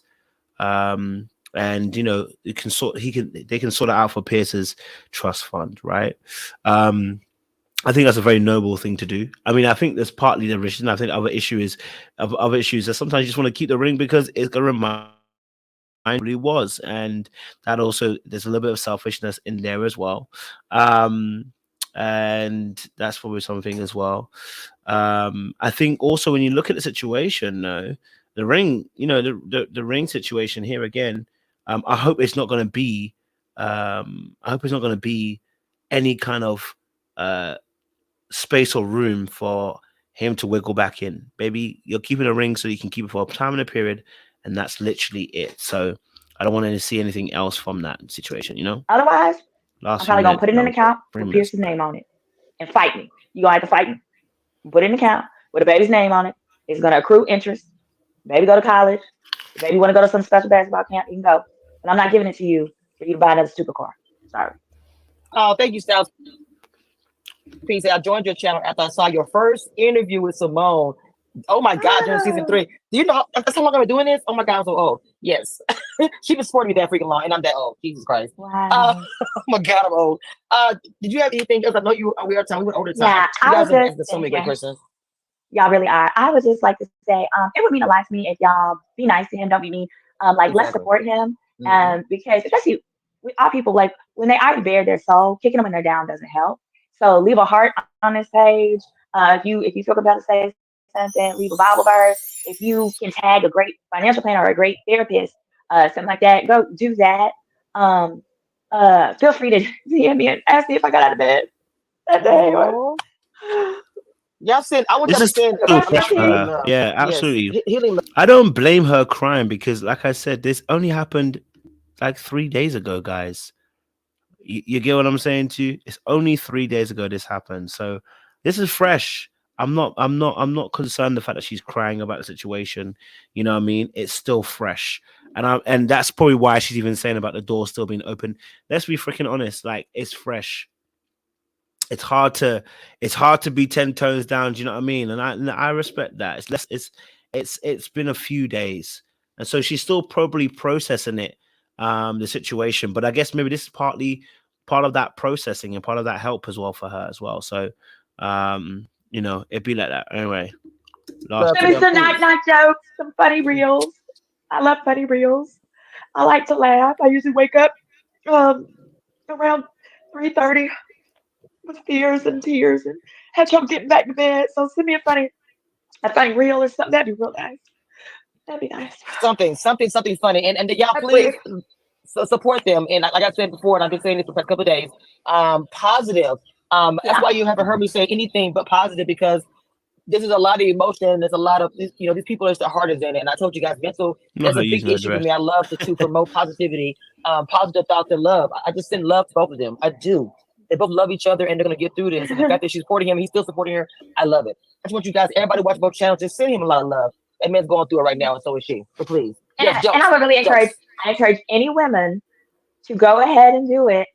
Like, do a search on your fiance, on anybody, whoever you want to blend your life with, Mm, because even if you get bad news, right, you deserve the right to say, is this the life that I want? I was able Mm. to do that. I said, this is the life that I don't want. And more than that, when you bring it to your partner, you can actually do something about it. After marriage, both your credit is tied. You both screwed. You both in trouble. So yeah, and I am a private investigator as well, guys. Yeah, I'm a licensed Cool. private investigator. So that is, somebody had asked. I think uh Afro Mama had asked that, but yeah, I'm one too. So Oh, she did. Okay, yeah, that was good. She said all the yeah, questions. I was a lot of comments, no here, problem. guys. Yeah, and it be like that, man. I mean, she did privately investigate. She really did privately investigate. She got to a point where she realized that the ratio is no longer is what it is. Hence why she realized the money was hemorrhaging out from somewhere, and she discovered that actually a lot of the bills were going out to the mom and stuff like that. So, yeah, listen, it's a madness. Look, they've obviously, their relationship has been very public, and so I guess they're just kind of, unlike other couples, maybe they didn't want, maybe they felt like they had to release some of their issues in public because that's what they built their relationship persona in public. So again, I'm not mad at it. I know it's not the conventional way of doing things. I think it's not the conventional way of doing things, but you know what? I like people that are real. You know what I mean? I like people that are real, and if you come on here and you give us the real, I'm never gonna be mad at it. Do you know what I'm saying? Like, it may not be the conventional way of doing things, like him releasing his video and her releasing a video. But yeah, I'm never gonna be mad on it. And this is why I haven't spoken much on Symone, because I feel like, you know what, like, she took account in terms of the fact that she did the work, made sure that, listen, hey, she didn't get married because that would have been a madness, but she was helping him throughout the course of the situation. And I can respect that because she knew what it was. So it wasn't like she was pretending as if I don't know what's going on. She actually was figuring out what was going on, and eventually got to a point where she couldn't do it anymore. And she ended the relationship. And that I can respect. Do you know what I'm saying? Right? She even did more than I think most people would even do. Right? I just want her to be aware that she is a helper and she has that spirit of wanting to help people, but she needs to keep a distance now. You gotta let the addict drown. Okay, you gotta let the addict drown. If he's gonna, let him drown and let him figure out how to swim. But he doesn't need to figure out how to swim around you. You don't need to keep him afloat. You don't need to be his float. Let him drown. And as he drowns, he'll figure it out.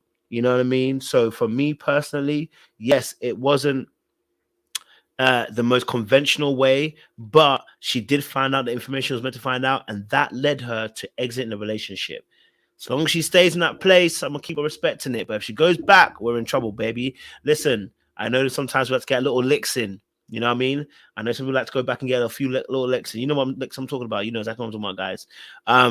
And sometimes that does happen. But if she goes back and becomes a relationship, we're going to have a problem. Okay? We're going to have a problem. So, yeah. You know, let's appreciate the fact that Symone was on point on that particular aspect, found that information and executed as well. All right, let me get a few people on to get a personal say. I got C Perk and thingy behind me as well. Some gentlemen's with me as well. Got some of the lads with me. Boys, talk What's up, to me, man? This situation is crazy, man. Oh, it's tough. Wow. I mean, like, I don't even know where to start unpacking all of this, right? It's just so much and so fast all at the same time. You know, I see a lot of errors, you know, on the man's part. I also see some errors, you know, in the woman's part. And I think at the end of the day, that both of these guys are going to be okay, right? I think they'll both get the help that they need. I think that this is a learning experience for them. And I do honestly believe they're going to get back together. I think mainly she wants it more than he does because she did mention that, you know, her biological clock is ticking, right? She is getting older and she does want children. And the way that she described the whole scenario, that she really wanted this wedding way more than he did. And it seems as though that he kind of felt that pressure, you know, from her, and in reference to doing what he truly wanted to do, which was reference probably to these cars, right? He had a certain affinity for these cars and this business that he was doing. He probably felt that, you know, the marriage would probably take away, you know, from that. And he decided to kind of hide it. He was very prideful and not being honest and forthcoming, you know, with his fiance in regards to how the money was being spent. You know, sometimes as men, you know, we have our little ego. You know, we think that we can handle everything. And, you know, the reason why we don't ask is just because we're afraid of being told no, right? If I don't ask you and I don't tell you, then you can't tell me no to refuse to do what I want to do. So I think that played a huge part, you know, in it. Kind of shout out to her for her investigative senses to really look into these things, you know, to uncover these things. Again, I don't know how she confronted him with these particular things that she found, but I can probably guess from a man's point of view, it probably wasn't a very comfortable situation, you know, to be in as she's pretty much reading your resume, right? Uncovering everything that you're doing. And again, you know, how much of a man are you going to be to actually own up to that? And then again, how did she say it? Did she come to her? Did she come to him in her feminine energy? Or did she come to him more in that lawyer type of accusation type of way, which, you know, as men, when we get cornered, you know, we either hunker down or we kind of lash out. So there's so many things in there that we didn't know. You know, I would love to hear his side of the story, right, in reference to how he made the decisions that he made and under what circumstances, so we can get more of a balanced picture. But my guess is that she figures that she has invested a lot of her time and a lot of her emotional energy in this particular relationship to let it go, right? She's invested all this time, all this money. Again, her biological clock is ticking. She wants to have children, right? So she's like, you know what? I invested, you know, most women will do that. They will say, hey, I invested too much of my heart, too much time to let it go because I'm so close to the finish line. If I leave this guy, now I got to start all the way over again with the vetting process, right? Then it might take me maybe 2 or 3 years, you know, to find someone. Then we got to get married. Then 2 years after that, then we have to have children. So boom, here's another 5 to 6 years now out of my pregnancy window because I do want to have a kid. Right, then now I have to start all over again. And I believe she understands that pressure. She's well aware of that pressure. So my thing is that she's going to try to work it out, you know, with him to try to get him through this financial struggle. He's got a new job, right? Which means, you know, hopefully he's making a little bit more money. So she's probably going to help him come up with a plan to save more of that money to get rid of these debts. So within the next 2 to 3 year period, it can get it down to a decent level. Then boom, they're going to have their wedding. They're going to have their children and, you know, happily ever after. That's my take. Yeah. Super, what's your thoughts, man? Bruh, it's a lot, man. It is a lot. I think Kasim, you made some excellent points. I don't know much about Rashid and Symone. I started watching Ready to Love in I think the Houston season, so I think that was maybe a season or two after their season. But just watching them kind of in the background, I know they did the shared reviews. Really like their chemistry. They seem like a great couple. Um, this, kind of sucks to see and hear because I hate that, they have to put their kind of business out there, obviously for the masses, but it's kind of what they signed up for. I heard the term, I think Rashid used it, financial infidelity, and I think that's a good description of what he was doing. A part of my mind thinks that he was doing that for himself. I'm gonna just do my stuff on the side, and nobody's gonna find out about it. I'm gonna borrow from my mom, my uncle, da da da. But another part of me thinks he wanted to be found out. That's a lot of money to take out on. I'm assuming it was on mostly vehicles for his business, but borrowing $25,000 for a business and putting it in other people's names is just a recipe for disaster. I don't understand how he thought that was a good option to do. Um, just think about how many webs you're kind of making if you're starting a business. I've got a car over here. My house is in my mom's name. My car's in my uncle's name. I've got my cousin. I'm gonna pay him on the first. I'm gonna pay her on the fifth, and the 10th. I'm gonna do this. So that's obviously not something that you can keep up with for a long period of time. So even if you, say, hey, I'm gonna do this car business for 5 years, I'm gonna get, I don't know, $50,000, and I'm gonna bounce it to another business. Trying to do that for 5 years, like you're just asking for all sorts of trouble. I got to pay her back. I mentioned the first, this person on the fifth, this person on the 13th. There's a high rate of error doing that.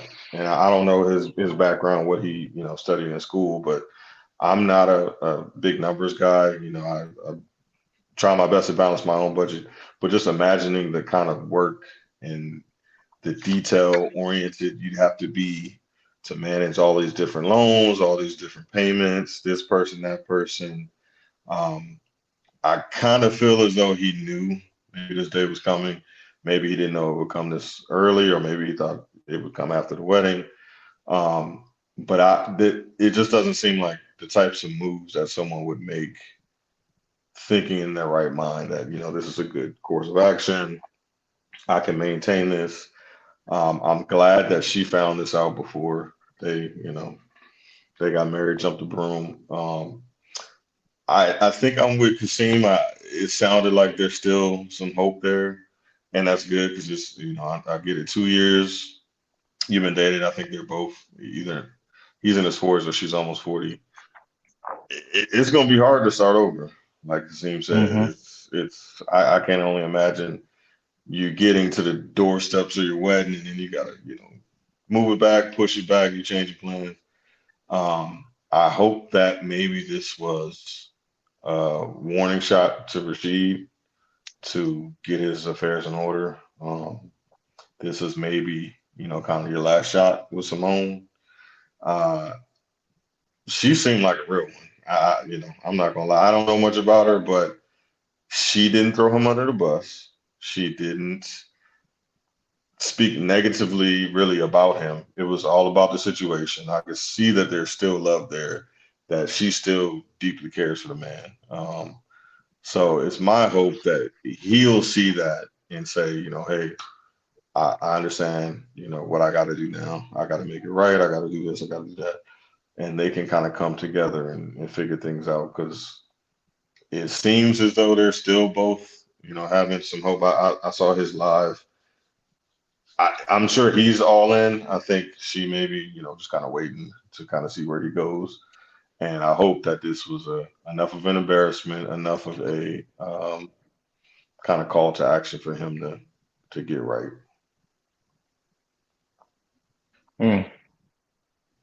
Yeah, you made some really good points. as I said before, I strongly believe, that they're going to get together. Now, as far as all of this juggling is concerned with all of these different finances, um, you have to have enablers in order for that to happen, right? He knows the amount of income that he has coming in into his particular, account or whatever his personal thing is. He understands that there's only a cap and a limit to how much he can tap into the joint account, right? And if he's doing something that he wants to do, i.e., being selfish, he's going to do his best not to allow her to know what's going on. So the family members and everybody else knew what was going on, right? He kind of had this safety net into pursuing his dreams and which he really wanted to do. And I can kind of understand that. Sometimes we have these amazing opportunities and we say, hey, it's do or die, right? If I don't take advantage of this opportunity now, I don't know when the next time it's going to come. So I just got to make it happen. Right. I just got to figure it out along the way, seize the opportunity, catch the ball first, right, before you try to run with the touchdown. And I think that's exactly what happened.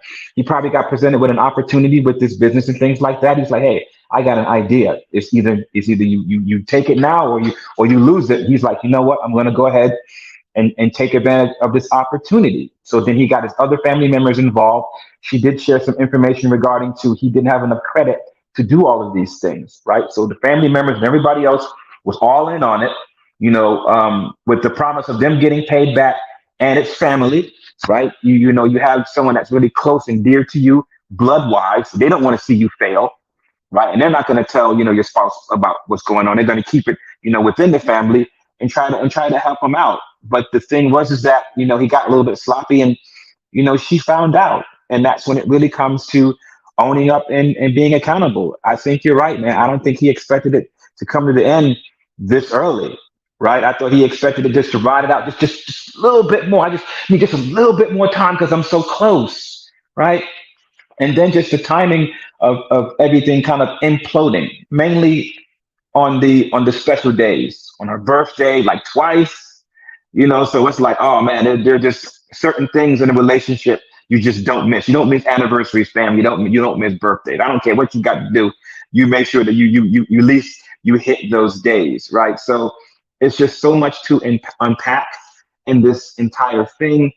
Regarding her giving the ring, there is a law. It is a promise to get married, right? And if you don't get married, then by law you have to kind of give it back, right? Because it didn't actually happen. So legally he can get the ring back, and there's such choice to do with it as he would. Her being able to try to control exactly what he does with the ring, I don't think that's a really good thing, right? I think he still is a man at the end of the day, and he should be able to do that on his own versus his wife, again, trying to control all of the finances. So that's a red flag on her part too, correct? So it's just a lot. I think that they both need to kind of take a step back. The love is still there, and try to figure it out. I think it's more pressure on her end, like I said before, with her age, with the pregnancy, her wanting to get a child. He's a man, as you know, as men, we kind of it's not much of a time rush for us, right? But for her, I think it's a little bit more more eager to get her family rolling and stuff like that. So, man, people are people. As men, there's certain things that we want to do, and sometimes our heart can be in the right place, but just the way we go about it, just the way that we move is kind of suspect, And I'm pretty sure that he had those same exact feelings, particularly when he was confronted with all this information that she knew. It's like, yeah, it's not really like what it seemed like. Oh, I'm doing it for us because in the long run, if I didn't take this opportunity, then I know you want this, and I know you want that. And this is going to help us get to that particular place. But I just had to, take this opportunity. And, I really did it because I loved you. Right. So we kind of get lost in the sauce when it comes to trying to do the right thing without the right amount of time and intellect involved in it. And I think he's learned a really hard lesson, right? As far as his process and his thoughts and his systems, orders, and structures. As a man, going into a relationship with the female and getting married. So my hope is that, they both come out, first of all, mentally healthy, physically healthy, and then just kind of work from there. They're still relatively, in good spirits and in good health, and they should just take it one day at a time. And Coach, let me weigh in as far as, like, I know you mentioned the gambling aspect of it. I don't know if people have been around like a compulsive gambler before. I have a homeboy that I would consider a compulsive gambler. Mhm. And long time ago, we went out to Vegas. Right, it's my first time there. I'm aging myself here. This is when All-Star Weekend was there, NBA All-Star Weekend. So I think this was like 2007, so a long time ago, right? He showed up. I think we got there maybe like Friday. So we get to our room, trying to get ready, get whatever party we're going to. He disappears. So he's in the wind, wherever. I'll check in with y'all. I'm gonna go, I don't know, play blackjack or play size. I forget whatever his game was. Fast forward a couple of days, I didn't see him again. I saw him when we were on our way leaving the hotel, and his butt was stuck in the seat of playing blackjack at the casino. I'm not sure if he left. I'm not sure if he changed clothes. I can't recall. He had different clothes on. But from what my brother told me, this was his one of his best friends. He was basically gambling the whole weekend. And it was, of course, it was the up, it was the down, it was the up, it was the down. I'm up, I can't stop now. I'm hit, I'm 3 up, I'm 20 up, whatever. Oh man, so I'm only 15 down. Let me keep going. Now I'm 5 down, now I'm 3 down, now I'm 0. Now I'm negative, right? So just that roller coaster of the up, down, like Kasim said, the next one is going to hit. I know the next one's going to hit because, last 3 I lost. The compulsiveness of that personality, it is definitely an addiction that I've seen firsthand with him. And I can only imagine how that is every day. Obviously it's controlled in a casino, but you're gambling with, a house payment, a car payment, wedding fund, like that to me is that's tough, man. So I as Kasim said, I hope he gets help, and maybe this is something he didn't realize that he had. I think Coach O, you said his dad was a addict. Maybe this is something that he'll realize, that maybe I have a addiction of some sort, or I have a problem that I kind of need to get worked out through therapy. And I hope he does that, whether or not they get back together or not, so he doesn't end up in a hole, another $250K, because all else fails, he's going to die owing money, and that's not cool. I think he's got a son, so he don't want that. I hope he gets help for that. Yeah, you made a really good point. I've been to Vegas several times, and there's a reason why they make the airport within walking distance from the casinos and stuff like that. And there's a couple of times where you can see people, walking, that little sidewalk right to the airport. You know exactly what happened. They lost everything, and obviously they have like these little people that come around, like in the hotels, if you have, gambling problems or gambling issues. But yeah, I had, some friends that were, gambling addicts as well too, that would travel, to Atlantic City. They would travel to Macau, take overseas trips and stuff like that, and gamble hard and gamble big. Sometimes they win, and sometimes, not so much, but it's just one of those things where it's an addiction, right? And just like anything else, it needs to be treated. First the individual needs to come to grips with himself that they have a problem, right? So maybe this is like the first step for Rashid, right? He's got to know, like, he's got to be aware that he has a problem, right? Because if he is under the assumption that he's okay and everything else around him is just all, chaos, then that could really lead to him continuing those poor choices and that bad behavior, right? And we all know individuals, whether they've been in situations, where it comes to accountability, where we can lead a horse to water, or we can't make them drink.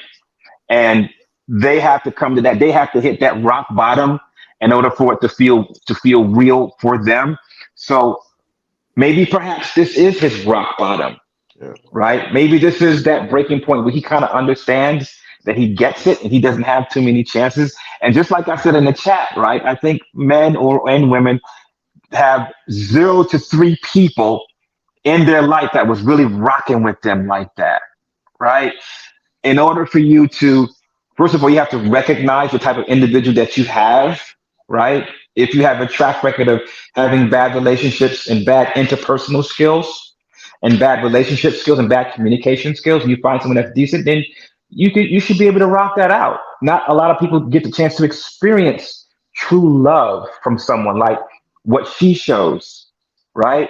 There are men that are dying, to have a woman, like that, to show that much care, for their well-being, for their safety, checking up, on them. So he is very fortunate to have someone in his corner that's like that, and hopefully he realizes just how valuable she is and how um, scarce she is to have a woman, like that in his life. And maybe that'll contribute to his wake up call and him saying like, hey, like, you know what? I need to get my thing together, man. I'm messing up. I have this amazing woman, that's here for me. I have an amazing family, and I let them down, and I'm going to make it better, first of all, for myself, right? I got to get myself better first so I can be that person that she wants me to be. It's expected of me as a man, as the leader of this household. And she's expecting me to lead. She's expecting me to make the right choices. So now this is where the healing starts to begin. Now I have to set off on a brand new path, be consistent in everything that I do so that therefore she can be, more comfortable, which is going to benefit me because the more comfortable she is with my decisions, the more she's going to rest in her femininity, right? Which is going to benefit the relationship as a whole. So we can have this strong unit and strong front.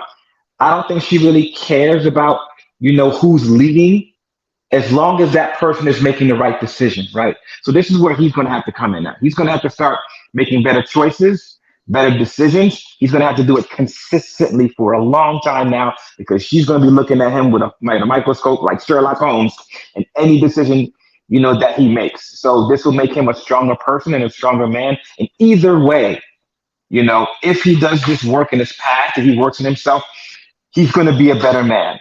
If they still are in the relationship 2 to 3 years later, good. If not, then he's probably going to be a better man for the next woman that he comes to. So it's a win-win, for them. But I think they're going to stick together.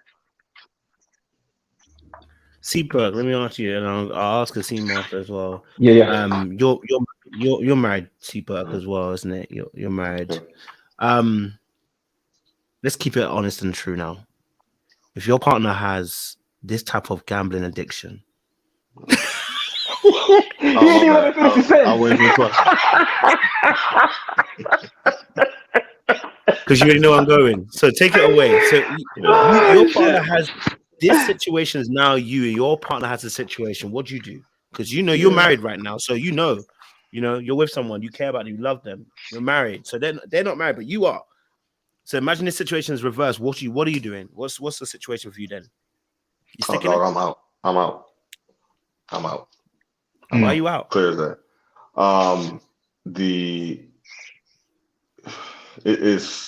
I can't even imagine kind of how she feels, and maybe she knew a little bit about it, but it's a surprise to us. So the level of trust that you need for a spouse when it comes to finances is something that when it is broken, I'm not sure how, and I know some people have, got to do things. I'm not sure how I would be able to get through that.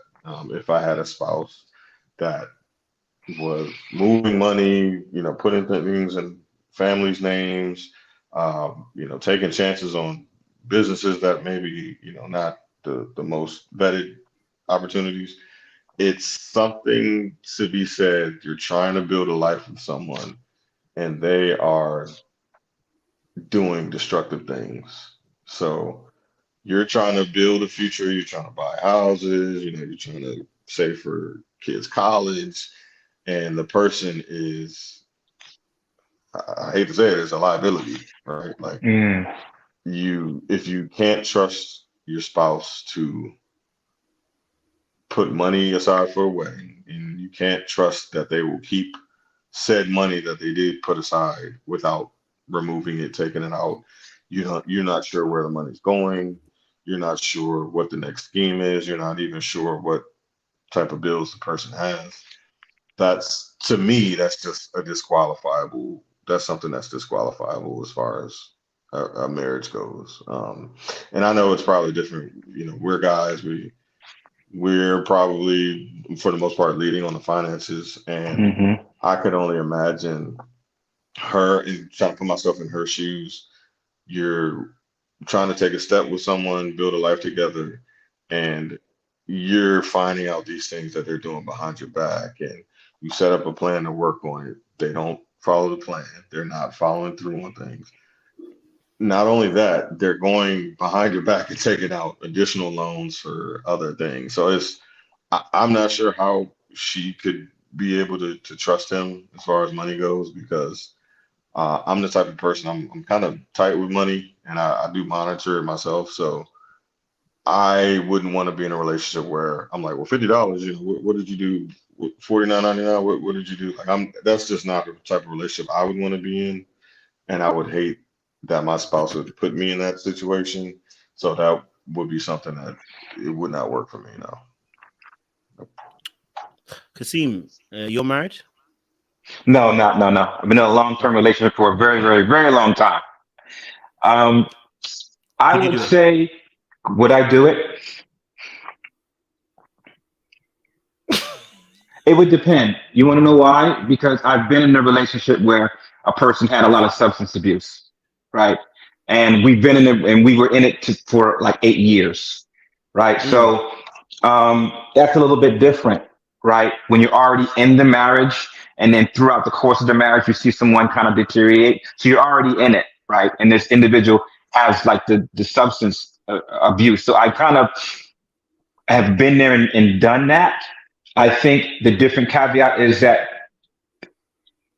it was during the engagement aspect of it, right? Where you really wasn't fully like locked in with the vows and the laws and everything. So it makes it a little bit easier to kind of skate out. But once you go down that aisle and you make that commitment, right? And you go through those vows to death do us part, through rich or for poor, for better or for worse, through sickness and through health. And then you discover the individual has all of these things later on, down the road. I think it makes it a little bit, it makes it a little bit trickier. I am sure there's, thousands of couples that are in this particular situation right now with someone that's dealing with an addiction. May not be gambling, maybe alcohol, maybe drugs, maybe shopping, right? Or some other addiction where they have to be like, hey, listen, I've invested a lot of my time, and a lot of my heart and my faith in this relationship that I decided to have with you, right? And I've taken these vows very seriously, right? The last thing, that I didn't get into this relationship to get out. I got in this relationship to stick to the vows because that's what I really wanted in my heart, to kind of stick through it. And then the relationship has its ups and downs, so I've been in that situation before, where my ex-wife, she had, these substance abuse problems, and it wasn't the easiest thing to do, right? Particularly when you have children, involved, and you just have to kind of reset your priorities. You're giving a lot of yourself, to the relationship. You're sacrificing a lot of of who you are, and a lot of things that you would like in order to help the individual get through it. But it does come to a certain point where if it starts to break you down as an individual, your happiness, your health, your well-being is being in jeopardy, then you have to kind of examine yourself and saying, hey, is this how I want it to go? Did I honestly give it 100%? Did I go through all the steps that I was supposed to go through in reference to the counseling, right, that they had offered, in reference to the individuals that I'm supposed to talk to, in reference to the things that I have to do in order to cope dealing with this individual? And if the circumstances is still not right for me, then, that would be an option. So that's a very, very, tricky scenario, for them. Again, what really makes it easier is that they haven't gotten married yet, right? So it's an easier out for them to make that decision. But once you're kind of in it, and you realize, like, hey, you just can't step out just like that. You guys gotta work through it, right? Because this is what you signed up for. So it's a little bit different, man. Knowing what I know now, if I happen to end the current relationship that I'm in now, right, I don't see that happening anytime soon. And to start all over, and during that vetting stage and before we fully like commit, I happen to find out this red flag, that I wouldn't do it, right? So I understand what it's like to have a loved one that you really care about, that has an addiction, that has these issues, and trying to work through that, with them. The trust issues, oh my God, that was like the hardest thing for anybody to kind of overcome, right?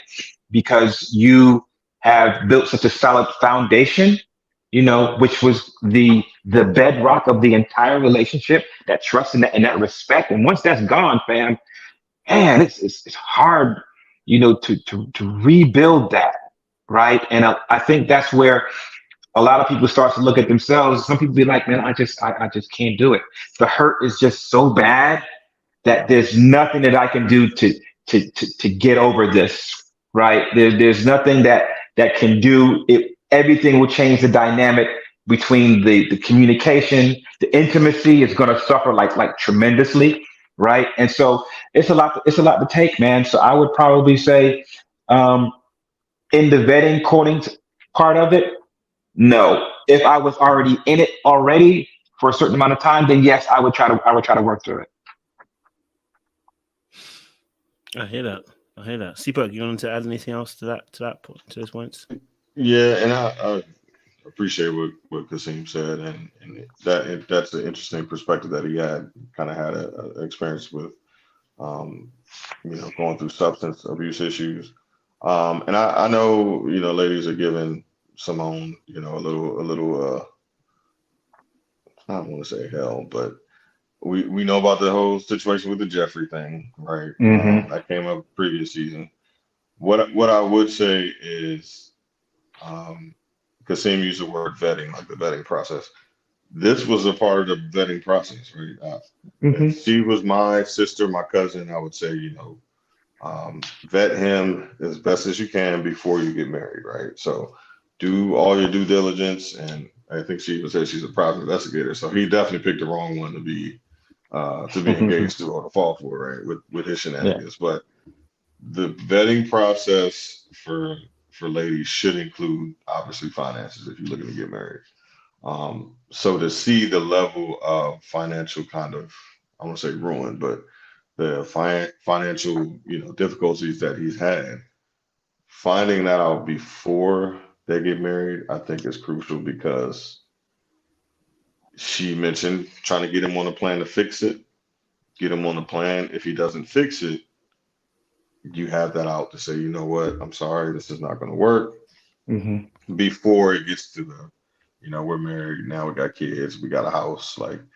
So she was right. She did her due diligence on him, and it seemed to be that she worked with him. Maybe she worked with him too long, who knows? But she did at least catch the super bright red flags before they got to the marriage point. And maybe it did come down to the actual wedding that they were planning, to figure out that, hey, he's not going to be a viable financial match for me, because he's having problems paying for the wedding, or he's having problems paying his portion of the wedding. And I think I mentioned in the chat the Gail and Merlin situation from Married at First Sight. Like, they completed the experiment right after the 8 weeks, moved in together.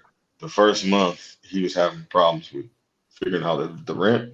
He was kind of, man, I don't got it, I'll give it to you. Like, that's kind of where Symone is, because it's like, okay, we've planned this whole thing out, we've worked toward this goal.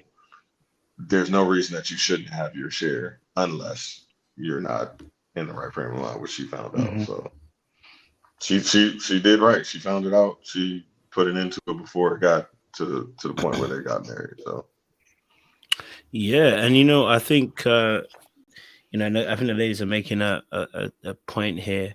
I mean, ladies, if you want to join the panel, I've said to you, you can join the panel. Just come up with a come up. But no, because if they don't, they will say some wicked stuff today. So I can tell. But no, I mean, this is a good point. CXM is making. It shouldn't be this hard to have a stable relationship. Now we have to have PIs, and you know what? I will agree with this point here. I can't imagine dating someone and having to do complete background checks, CRBs, go into depth to try and figure out whether this person is lying to me and lying to my face. So on this point, I definitely agree that the game is a little bit different on the ladies' side compared to the men's side, that they're facing something that I've never faced. And I don't know many men that can hand on heart say that when they started dating somebody, they had to do a CRB check, had to do a background check, had to do a financial check, had to do a criminal background check. Like, you rarely hear that. I don't, if any, ever hear a man say, "Yo, bro, before I went to my wife, I had to do all that. I had to make sure that I had to make sure she wasn't Poison Ivy. I made sure she wasn't Catwoman, and I wasn't a villain from Marvel and DC Universe." You don't hear that from men. So I will be very honest to say that this is something that makes the game slightly different for men than it does for women, right? Our vetting processes are considerably different if you start adding the fact that Negroes are lying. yeah, You know what I mean? Big time. yeah. Just go for it, T-Bud. You know what? I have another thought when it. I have another thought when it. I have another thought when it comes to that. Yeah. Um, Wait, Kasim. You're good. You good? You sure? Okay, go for it. Yeah. I have another thought when it comes to that. I think the reason why she really started this investigative thing when it comes to the money, because it affected something that she really wanted to do. She really wanted this wedding, right? I think that was a trigger for it. When he didn't have the money for the wedding, it's like, hey, wait a minute. You don't have the money for this important day for me. I'm gonna figure out why that's not happening. And I would probably assume that if the wedding wasn't that close or that far off, she wouldn't have done as much digging for it. But because that particular thing affected her day, her wedding day, that's when she got into digging. And I believe if it was something just like us as men, right? If we were in that situation and if it was a little things we really didn't care about, but if it was something really big and meaningful to us that was affected, then we would start our digging and our investigative work just like she did. So I think the real trigger for that to happen was the fact that, hey, this was the wedding that's coming up. I got money set aside. We're going to do this. And now you don't have it. I wonder why, what's going on. So I think that was like the kicker for her to really do the investigative work. CPUP? No, that's a good point. I was going to say, Kojo, to your point, the vetting process is different, and I think the finances should be paramount on the ladies' side, because if you're looking to have a marriage or a partnership, whatever you prefer, you're going to have to depend on a man's income, right? Like I don't know a lot of ladies that are willing to support a man, so he's going to have to work, he's going to have to contribute to the bills, et cetera, et cetera. The only thing that I would say, Kojo, that I have experienced personally is I did date a young lady a long time ago that had around like $250,000 in student debt. And that was kind of like an albatross on the relationship, because not that it impacted anything day to day, but it was just in the back of my mind, I'm saying, moving forward, we're going to have to pay this house off. If we ever decide to, get married, or if I do want to buy an actual house, I'm gonna have basically two mortgage payments. So that is one thing that I've been through that obviously I didn't stay with her. We didn't end up, getting married, but that was something that I struggled with. And I was young, so I think I was like 25 or 26. So at that young age, having to kind of look that debt in the face. And then obviously at that point, our incomes weren't that high. So it wasn't like I was saying, hey, in 5 years we can pay it off, or 10 years we can pay it off. This is, a 20, 30-year process. Outside of trying to purchase a home, have a nice car, go on vacations, have a wedding per se. So that's the thing that's the only thing that I've been through that I could kind of compare to. But again, that's not something that's coming in as a surprise. Obviously, if you talk to, the person that you're dating, it wasn't like it popped up on me, month 6, I just found out. So finding out that right before we get married, yeah, that would for sure be a no bueno. Yeah. Appreciate it. Sean, welcome to the convo, bro. What's up? What's up, everybody? That's good, Sam. How are Hey, you? looking like a GTA character with your beard. What you say? Yes, you looking like a GTA character with your beard, boy. I saw your beard grew overnight. You and GTA are ridiculous. You have a GTA reference for everything, bro. Trust me, bro. Obviously, I've been home for the last month and a half, so that's why you're looking rough like that. Yeah, but you're trying to give that you rough know? look. I bet the ladies love it. My innit? natural state. Yeah, it's gonna be filled, boy. The ladies will be like, the Sean got that beard going on. But no, man. I don't know if did you get to watch Symone's interview, the new one? Yes, I did see a good chunk of it. See? Beautiful. So you can give us your thoughts, bro. And I think, listen, don't call me a prophet, but I believe, we were up here saying, Siwa and I, that we knew there would be no way that this lady who is a private investigator does not know a good extent of the things that were happening. And, although I think her knowing doesn't mean it's her fault, but I do think that she wasn't completely snowed over, right? And in the dark about the things that were happening here. I think she just reached the end of a line, and she saw that he was never going to get the help, that he wasn't going to get any better, right? And I think ultimately what Rasheed needs to do is really get some help for his financial mismanagement. It's not about her being long-suffering. That has nothing to do with it. I think I heard you mentioning, C. Perk, about somebody that was close to you that has a gambling issue, right? Their friends, their family, their loved ones sticking beside them is not going to help them with their gambling issue.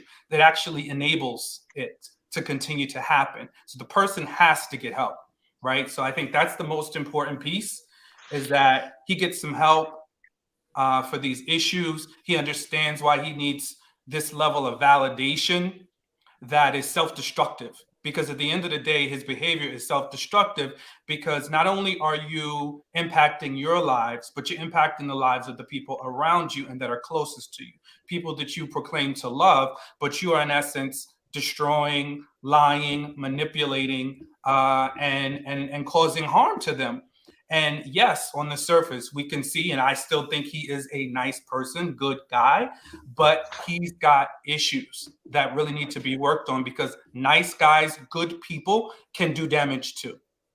And that is exactly what he did. Now, he wasn't alone. And most people that have an addictive behavior, that have abusive behavior, they don't act in a vacuum. So they do get support. So I'm glad that at the end of the day, she realized that this, as much as I love him, as much as I love, she loves her stepson, she knows that there has to be an end, because she could be on this train with him for the next 5, 10, 15, 20 years, and they'll just be on a treadmill going fast, but going nowhere, and leading to her financial ruin.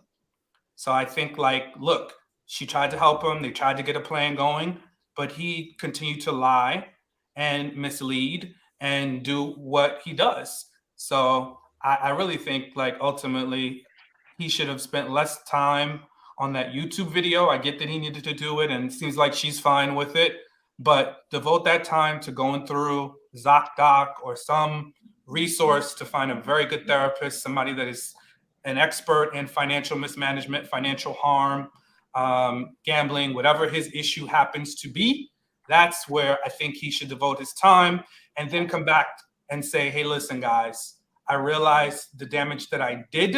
This is what I'm doing, because he wanted to be a public figure. Once you become a public figure, be prepared to be public about your business, because you made it everyone's business because you're a public figure, right? You need the public to sell your cars. You need the public to manage your business. So get your stuff together, have a plan, and then come back to us and say, hey, listen, these are some of the things I've done and will continue to do. And that's why my caption is, if you fail to plan, you plan to fail, right? So if you don't have a plan for anything, however big or small, it's an important matter. You need to have a structured plan. And especially for somebody like him that is well into the six figures in debt, you have to have a very good plan. And my feedback from somebody that is in the financial industry, he don't need a financial advisor. He ain't got nothing to advise. You know, he's in the hole. Now, if you got a good friend that can help you in pro bono, say, okay, bro, this is how you need to do X, Y, Z. This is how you need to structure your business. Okay, fine. Outside of that, get to therapy and get that going so you can understand the root cause of these very destructive behaviors. Quick question as well, Sean. Would you stay with someone in this scenario? No. We're not married, it's a no. If I find out after we're married, then it's if I can see some hope to change and some better behavior, possibly. But it could be a divorce too, because I let you take me down. We're both down bad.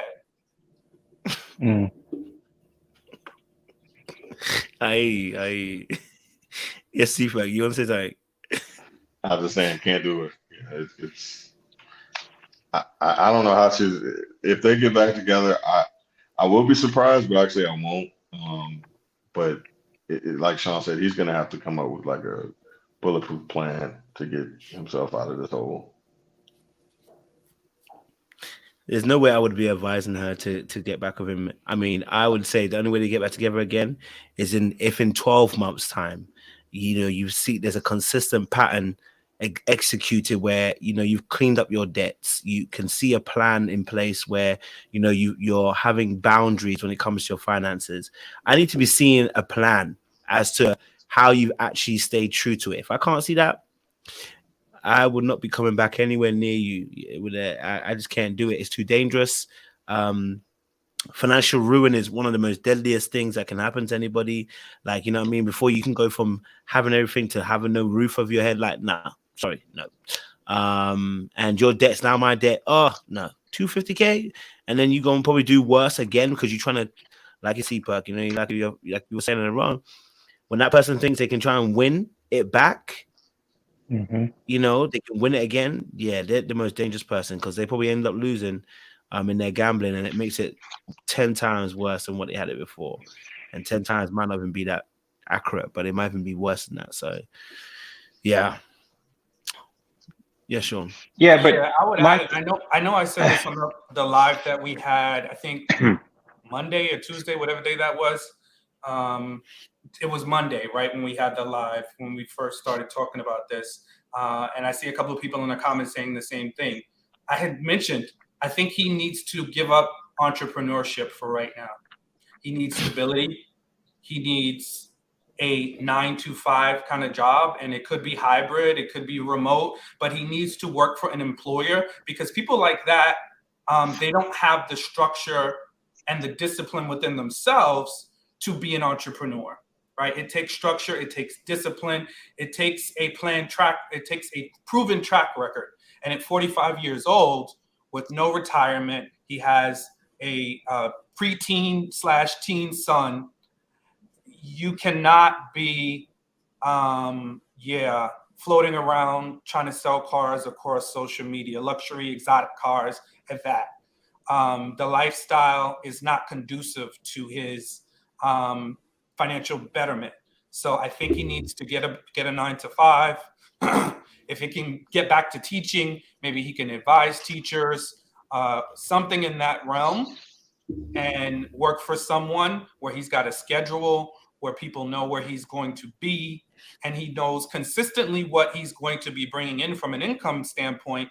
And that way he can start to pay back his debts, right? In addition, this is the part that hurt more than the $250,000 debt, is he's, I believe, $10,000 in arrears in child support. So yeah, that can get you arrested. That can cause you some major life issues. So I'm gonna need him to get a job. Let them just garnish his wages. We don't like to leverage the legal system to, deal with co-parenting and children. But if you've shown that that's the only thing that you need, then that's it. Oh, and someone says, why teaching? Because he was a teacher in the past, because that was a career that he had while he was married. But he felt the need that he needed to do more, make more. And that's what pushed him into this entrepreneurial track, to leverage his connections and things of that nature. So look, there's a high demand for teachers. Black male teachers are tremendously needed. The benefits are there. If he went into an underserved area, he could potentially, if he had a commitment of, I think it's like 5 years or what have you, they can pay off parts of your student loan debt. So there's all types of ways he needs to have a really solid plan. And I'm not even talking about what's going to help him to get back with Symone, because relationships are major distractions. And they're great ones when you got your life together, because there are some benefits. But when you're in a shambles, you don't have time for a relationship. This is the time, this is the one place I agree with the manosphere. You need to focus on yourself, not a woman, because you're going to probably want to ruin her life because you are not together, right? The whole point of a man being in a woman's life and them building a life together is for him to add value, is for him to lead, is for him to be a source of stability and strength in that relationship. And unfortunately, at this point in time, that's the exact opposite of everything that Rasheed is. May we tolerate this from a 21 to 25-year-olds? Sure. Cerebral cortexes have not been fully developed. So yes, we can make asinine decisions and bump our heads and scrape our knees, because that's what we do. But once we hit our 40s and we got children to take care of, yeah, you're going to need to get it together. Wow, man! From that particular assessment, it seems like that's a big doomsday no, But however, again, she's looking at this thing, logically, analytically, but also, through her emotions, right? And she's going through this seesaw thing. She's fighting a lot of different things, right now.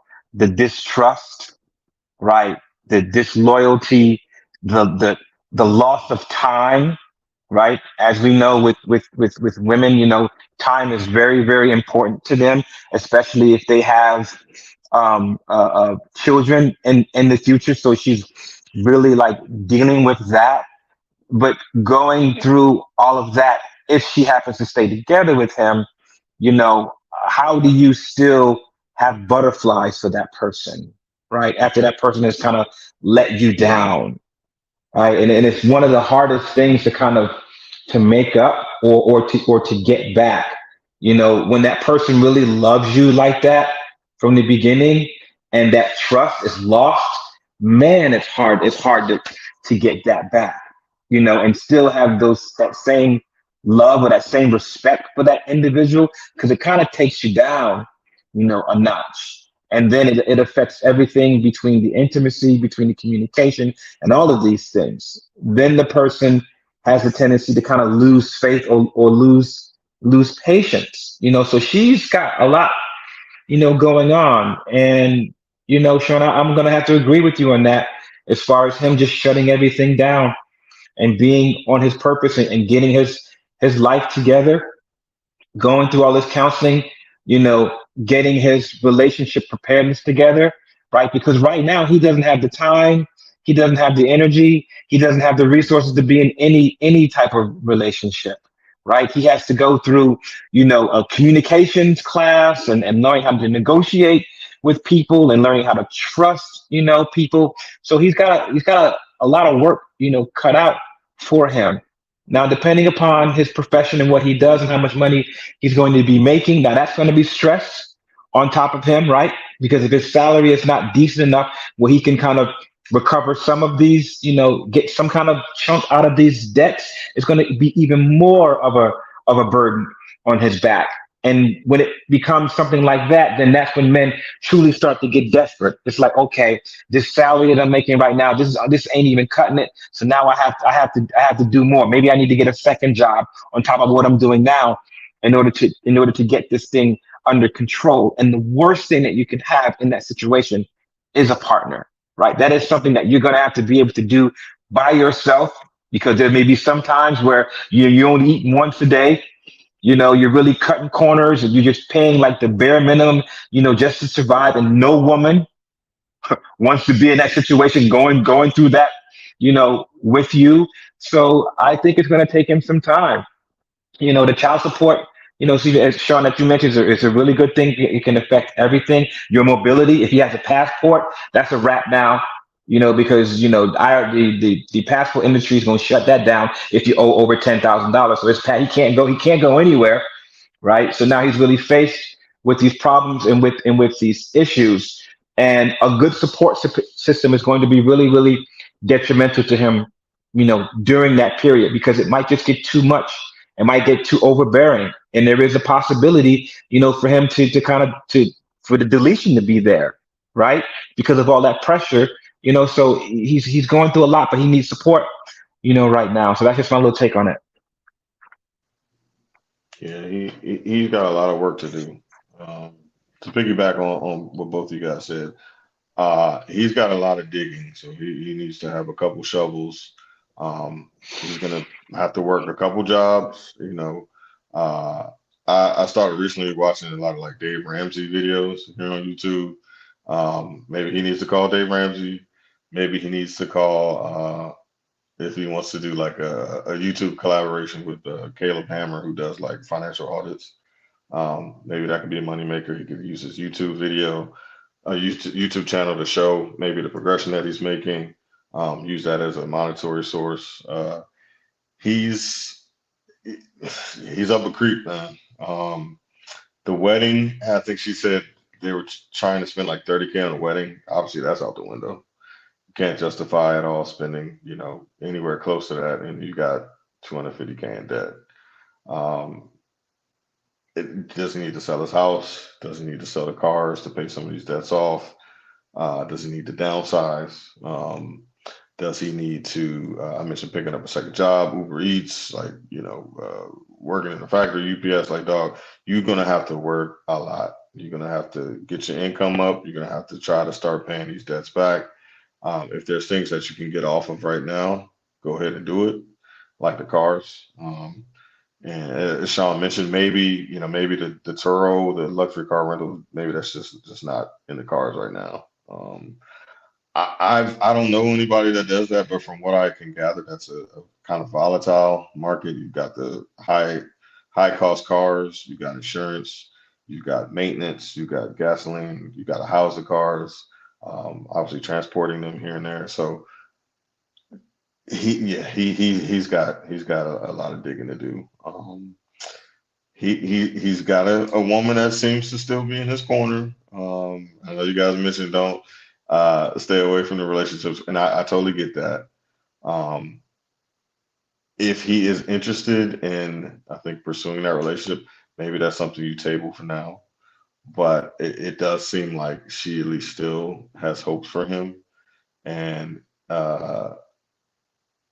yeah, I'm trying to get myself to convince her to stay, but I can't even do that because it's she. If I was advising her, and if she was like a friend or a cousin, I'd say, hey, yeah, it's time to move on. He showed his colors. What do they say? If people show you who they are the first time, you need to listen to them. Fool me once, shame on you. Fool me twice, shame on me. So Yeah, it's going to be tough for him if he does want to climb out of that hole. He's going to have to get busy. As Sean mentioned, maybe cut the YouTube off, turn on some Dave Ramsey, or look up better help to get some help with with your addiction problems, or even just to get therapy for emotional issues that you're having right now. If it's an ADHD issue, counseling for that. So he's he's got some work to do, man. Plain and simple. I just think there's no hope. I can't lie to you, and there shouldn't be. Yeah. I don't think there should be any slither of hope. I think when someone's got an addiction and they're not married, so there's no obligation on her behalf to stay, there's just literally no hope because he needs rehab. He needs rehab, and I mean that in the sense of therapy to start dealing with some of those deep, deep wounded issues because he's not a brokey. He can make money. This is not somebody who's broke. Like, he was making good money at a dealership beforehand. He has got an ability to make money. So his money issue is not that he can't make money. His issue is that the spending is not even like somebody who's like, someone who just kind of goes overboard a little bit, oh, I like to shop a little bit too much, and buy the latest gear. Nah. His one is like, I'm gonna burn the house down by spending. Like I'm gonna tear it all the way down like Jesus did and rebuild it back in 3 days with my gambling. Like, but the thing is, there's no guarantee. So it's like, I think for me personally, there is no going back for Symone. This is I know he's cutting your grass and stuff. I need you to stop that. Okay. I need you to take the wire out the wall. Okay. All right. I want it to go. Yeah. Shut it down. Okay. All right. And if you need someone to cut your grass, Sean will come over there. He will transfer over from where he is to your city and come and cut some grass. All right. We'll send the black men over. Okay. Kasim and C Perk are willing to go to where you are and cut your grass. But man, I am not cutting no grass in this leather jacket. You crazy? You crazy? Going home to manage, so don't disrupt his household. He will not eat, and I will definitely not be traveling and cutting. Y'all said you want black men to be leaders. I'm gonna send these 3 men to you, cut your grass and cut your trees. To a landscaper. I'll lead them to a landscaper. I don't cut my own grass when I had it. I didn't cut my own grass when I had it. So I ain't cutting. Be the sharpest landscaping crew out there.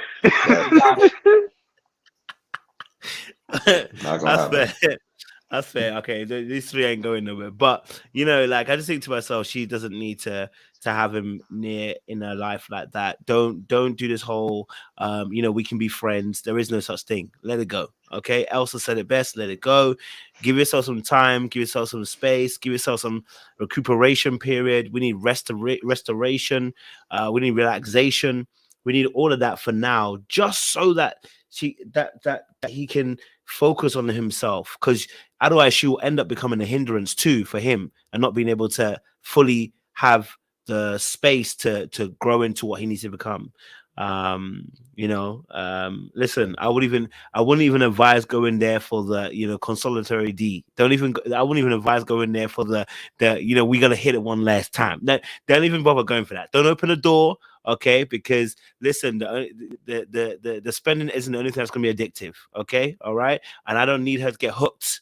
All right, so that's what I'm saying. Like, this is not one of those situations where we can play around with it, because it really can hamper your future as well as your present as well. So you've done what you can. You've done the best that you could. It's time to let that boat sail off into the ocean, and let him figure things out from there. I think that's the best thing. Yes, Sean. Yeah, I was going to say, you were mentioning about, liking nice things and spending money. And it just made me think of myself because, Coach, you know me very well. We've traveled together. Come on. I can sometimes, my spending can just go there, right? However, some of it is just me just feeling, oh, I'm single, I can kind of do what I want. And then another part is just like, okay, I still have to manage myself and be like, okay, is this taken care of? Do I have this? Do I have things set up? Do I have things taken care of myself? And you have to think that way.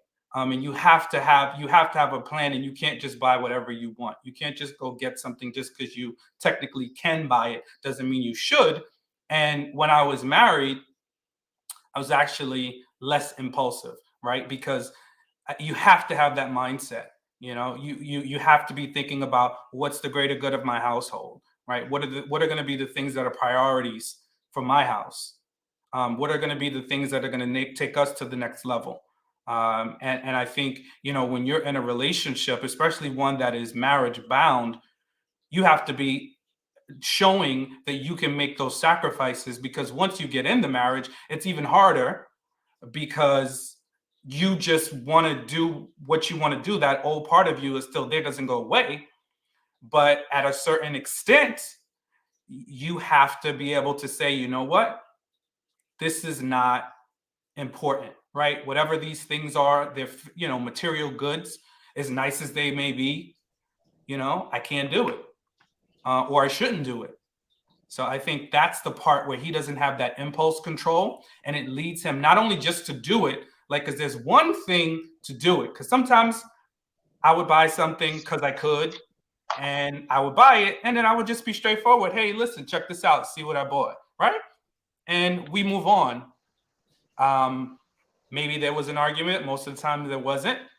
But, you know, you got to be honest about it. But if you're not telling the person what you're doing, if you're trying to hide money, if you're taking money and redirecting it in the household, that's dangerous, because that means you have the capabilities to lie.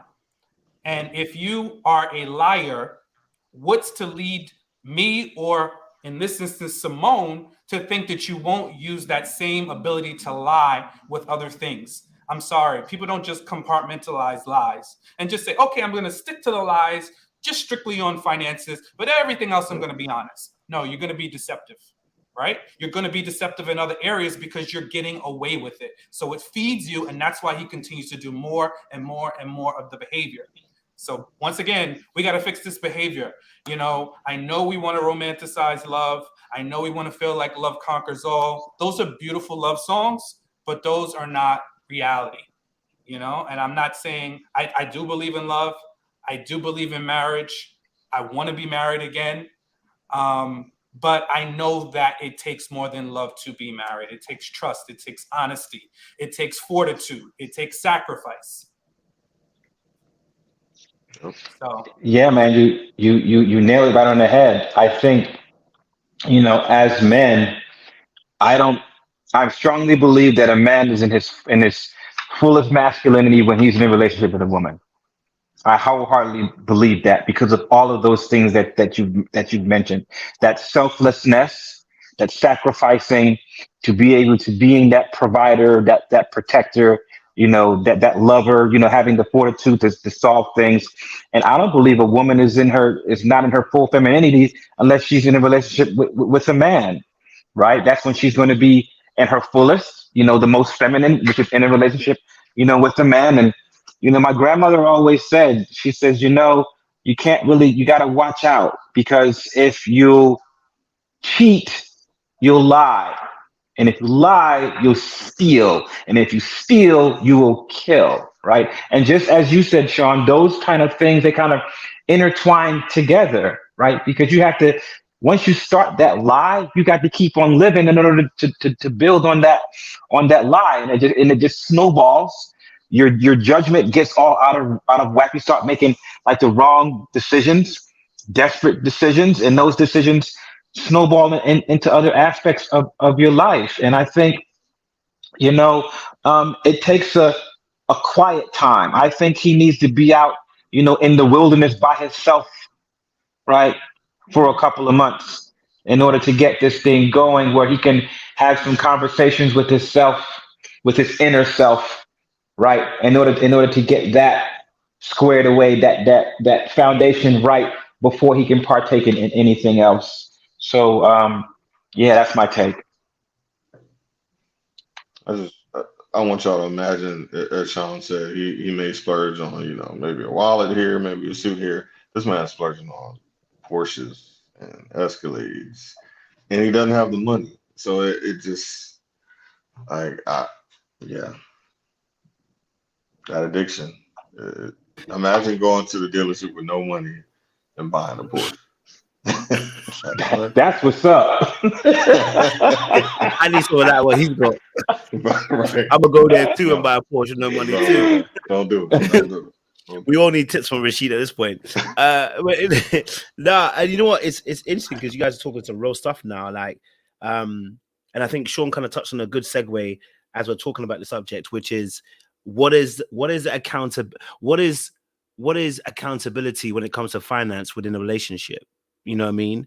Like, what is accountability for us as men specifically? I'm saying, like, what is accountability? Because we often speak about men should be leaders. You know, that helps, you know, foster these feminine women and also keeps us in our masculine as well.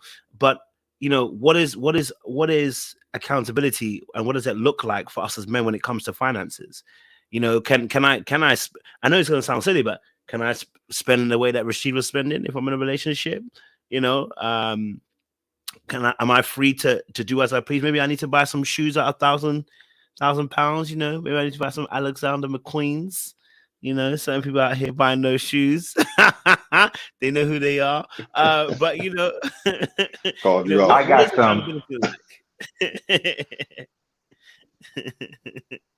Anybody can take it if they're ready to take it. If you want to answer this question, you know. Yeah, I'll pick Yes, it go. up. I think it depends on, you know, how your relationship is. Obviously, if you are married, that's a conversation that you have to have. I know maybe in the dating process it's not as strict, but you know, guys, we're expected to hold the brunt of most of the financial decisions. If first date is on us, probably the second, third, trips, you know. I know the 50-50 thing is a, you know, a trigger word these days. Um, if I'm responsible for my household, then I am responsible enough to know that I can't splurge, right? I can't spend if I don't have it. Obviously, different people in different financial situations. If both spouses are working, in my mind, we'll both contribute to the house, maybe not in the same exact ways. I for sure don't want to pay the mortgage and all the bills, and my wife is, you know, just buying stuff on Amazon or going to Target to, you know, buy Fenty and all that stuff like that. I can see that being a slippery slope, maybe like on a guy side, but I think he mentioned like the financial infidelity. I can't imagine trying to be with someone that had that bad of like spending habits, because you just be constantly looking over your shoulder. You'd constantly be looking at bills in the mail, you know, oh, what do we owe this month? The fact that he's taking out, you know, loans in other people's names, it's just not sustainable. So whatever method he thought he was going to use or mastermind to try to get ahead or get this business off the ground, that just wasn't going to fly in the long run. And as far as my relationship goes, I'm kind of the financial manager of the relationship. I don't mean this, you know, I'm telling my wife to pay this or that. We both contribute to the household, maybe in different ways. There's different like percentages. It's not 50-50, and I'm fine with that. I do know couples that do 50-50. I know couples that do 90-10, you know, for the guy. So whatever it is that you decide that works for you. I can't control anyone else's house other than my own. And so whatever works for us has been working so far. Um, I'm not going to recommend anybody do anything because your situation is your own. But yeah, as far as making major life decisions, if you're saving up for a house or saving up for a car or wedding, it's really difficult to do that if your spouse is taking out money to pay, you know, John Doe over here, or, you know, pay this bill or pay this bill off. So um, you've got to do your due diligence. You've got to vet, as she did. And I think it's a conversation that for ladies, of course, I think that's a conversation that you need to have. Maybe not on the first date, but that is a conversation if you're dating a guy. How are his finances? What's your credit score? You know, what type of loans do you have? Do you have student loans? The car that you drive, is that car paid for? Are you still paying for it? And not to be like you're trying to be intrusive, but if you're getting serious with a guy, those are things that you should know. You know, do you want to be a homeowner one day? Do you obviously owe back child support? As Sean, Mr. Rashid potentially could. is that something that could affect us going forward? I think they mentioned having like a destination wedding. So if it got to the point where he was served with like papers, imagine if they had a destination wedding and his passport gets canceled, so he can't even go to his own wedding. So there's just so much stuff. Unfortunately, ladies, you do have to do a little bit of digging on the finances. But men on our side, if you're called to lead, then you got to lead. Rasheed, unfortunately, he wasn't able to lead in that area. And that's a crucial area for relationships. It's, where a lot of relationships end is finances. So I always suggest couples go to marriage counseling. Maybe it's not with a counselor, maybe it's with a preacher, a pastor.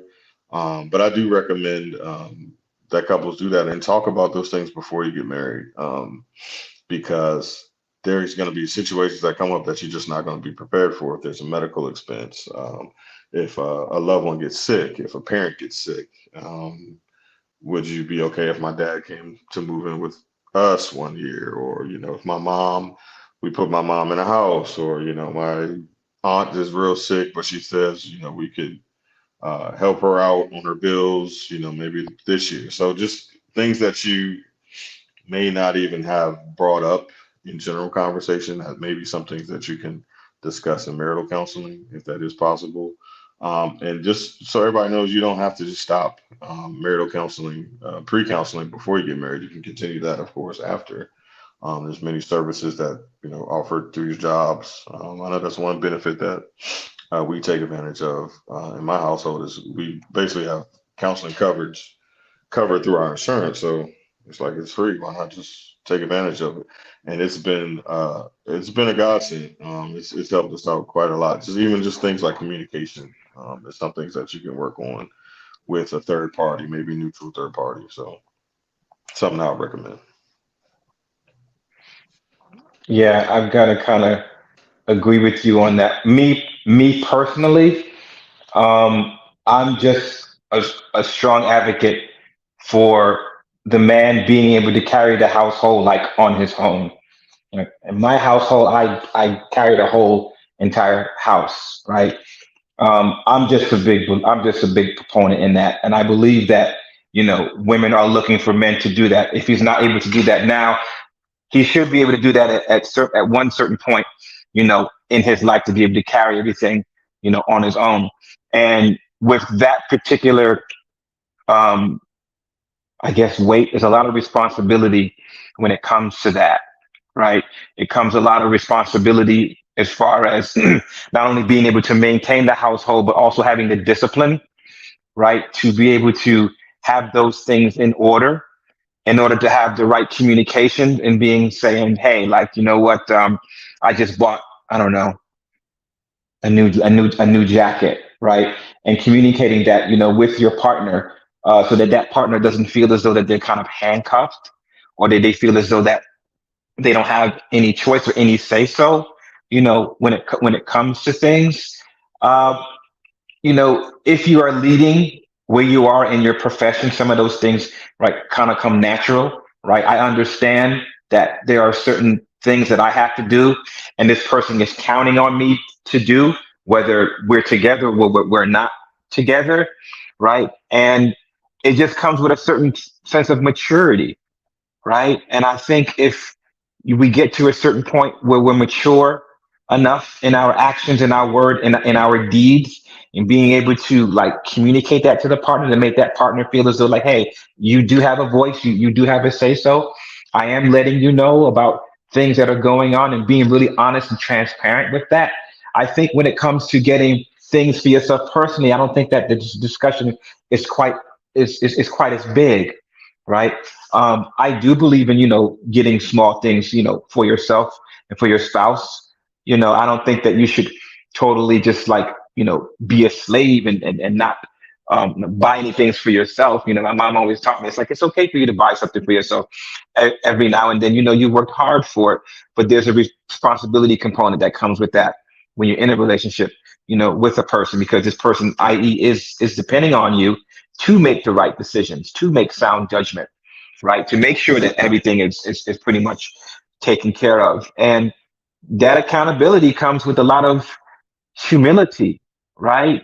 And humbling yourself and recognizing the role that you play and the significance of the role that you play. This is what you signed up for. This is what you were built for, and taking that on in a way where the relationship is healthy and happy, and is a really great energy and a great dynamic that's going on. I think, it causes you to kind of go into a different mindset, right? Giving more of the caregiver, giving more of the providing thing and the protecting thing. And it's a really good feeling to have as a man. You guys all know, what it's like for you to really, quote unquote, be the man, of the house, and giving that respect, and that person looking up to you with that type of responsibility. It's not a very, easy responsibility to have, right? So a lot of it has to do with, the track record that you're doing, your actions, your word and deed, and being consistent. That's about it. Because once you take on that particular role, you got to be consistent with it, because that's what she's looking for. She's looking for that consistency and that stability, right? So that she can trust you, and then she can rest and do her things about the house, whether it's the cooking, or whether it's, taking care of, making sure that there's good positive energy when you come home, right? That helps build for you to rejuvenate your strength from coming out there and conquering the world. So it kind of plays hand in hand, and with, you know great responsibility, comes humility with that.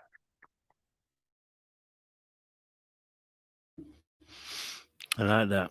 I like that. Any other thoughts on that? Anyone wants to share on the accountability of us in relationships and stuff when it comes to finance? No? Well, listen, look, I think, because we've got last 10 minutes, going to get to the 3-hour mark. But listen, I think this situation with, yeah, Sean, you said that, T. But, I don't know why you were looking like you were taking, like you were scared of it. But, like, I think the situation with Rashid and Symone is clearly quite an influential one. And I think a lot of people have many different opinions on this. One thing I would say is I think Symone made the right choice in walking away. I'm an advocate for people being in healthy relationships. And the fact that they didn't go to marriage as well, great. I'm glad she was able to find the strength to say no before he got to that stage and not go along with it. I think also as well that obviously when we do get to interview Symone tomorrow, we'll be able to have quite an intriguing conversation as well. So I look forward to speaking to her. We'll be on here 6 p.m. EST tomorrow, and you guys will be able to, I guess, get some answers as well. I like to go deep as well. But I think I've got Dahlia here. Okay, Dahlia's here. So quickly, okay, Dahlia, first lady to come up, because the rest of the guys, ladies, decided to talk in the chat, but didn't want to come up on here. So y'all didn't back your ish. Oh, I You're can't hear you, muted. baby.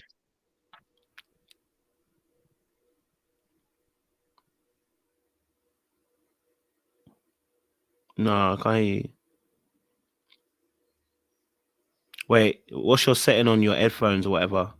Check your settings to make sure settings is not on the wrong settings for audio. Because I can see you got headphones in, so double check. It might be the headphones that are playing up. I want to get 1 second. There you go. You're good now. There you go. Oh, you can hear me? Yeah. Sometimes just the headphones, I guess it is probably. Okay. Yeah, so I wanted to touch base because I thought this topic is really interesting. I think that I feel bad for both of them, but I really wanted more so to focus on Rasheed before you guys leave. So I think when you were giving your live yesterday, Kojo, I think that when you said that you think that he has an addiction, everything kind of clicked for me with his whole experience. Rashid actually reminds me quite a bit of Danae Jackson. And the reason why I say that is because when he was giving his, when he was talking over his whole history, all of it felt very analytical. Like it was very much so in his head, but there wasn't much feeling put into it. And I feel the same way about Danae Jackson. It's a good start when you're an addict, but I think that he's at a really dangerous point right now because a lot of addicts, and I'm including myself in this because I have a few addictions that I have to deal with too. Not substance abuse or gambling, but addiction is addiction. But he's at a really dangerous time because you will think that that's enough. The fact that you are aware that there's an issue and that you are sharing this stuff with people in general, you'll think that that's enough. Like Danae Jackson, it's not, because he hasn't actually gotten to his core wounds. He hasn't really touched on his feelings about why he's doing the things that he's doing.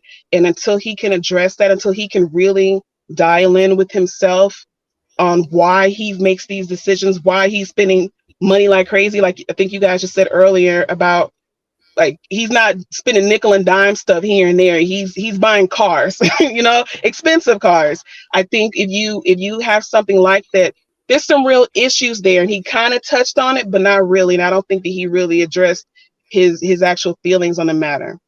The fact that this man is actively lying to a woman who's a known private investigator and lawyer says a lot about where his mind is. Like, you're delusional. And that's a sign of mental illness. And I'm not being facetious when I say that.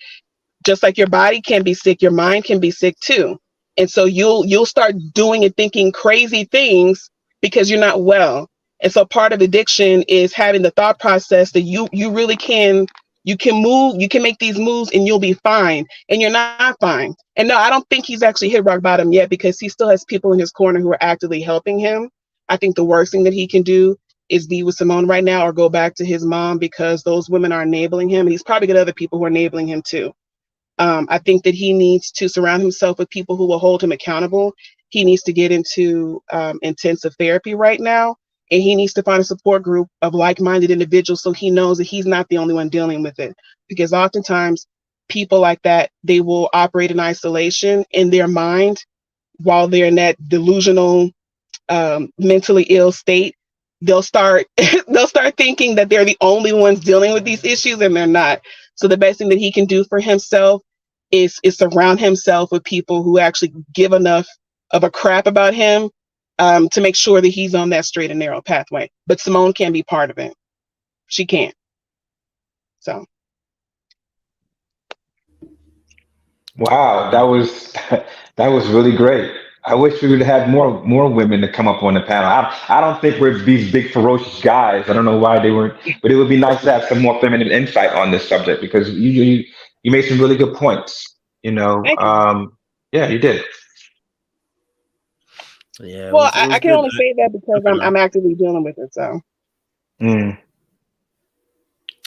Listen, it's real. Look, and I'm sure we're going to be here tomorrow as well, dissecting this, because obviously when Symone comes on, I'm sure we'll do a live after as well. So probably not going to do one straight after, because I think we've got Man at First Sight in between that as well. So we've got a busy Thursday, because they're doing a reunion of Man at First Sight. I know it's crazy.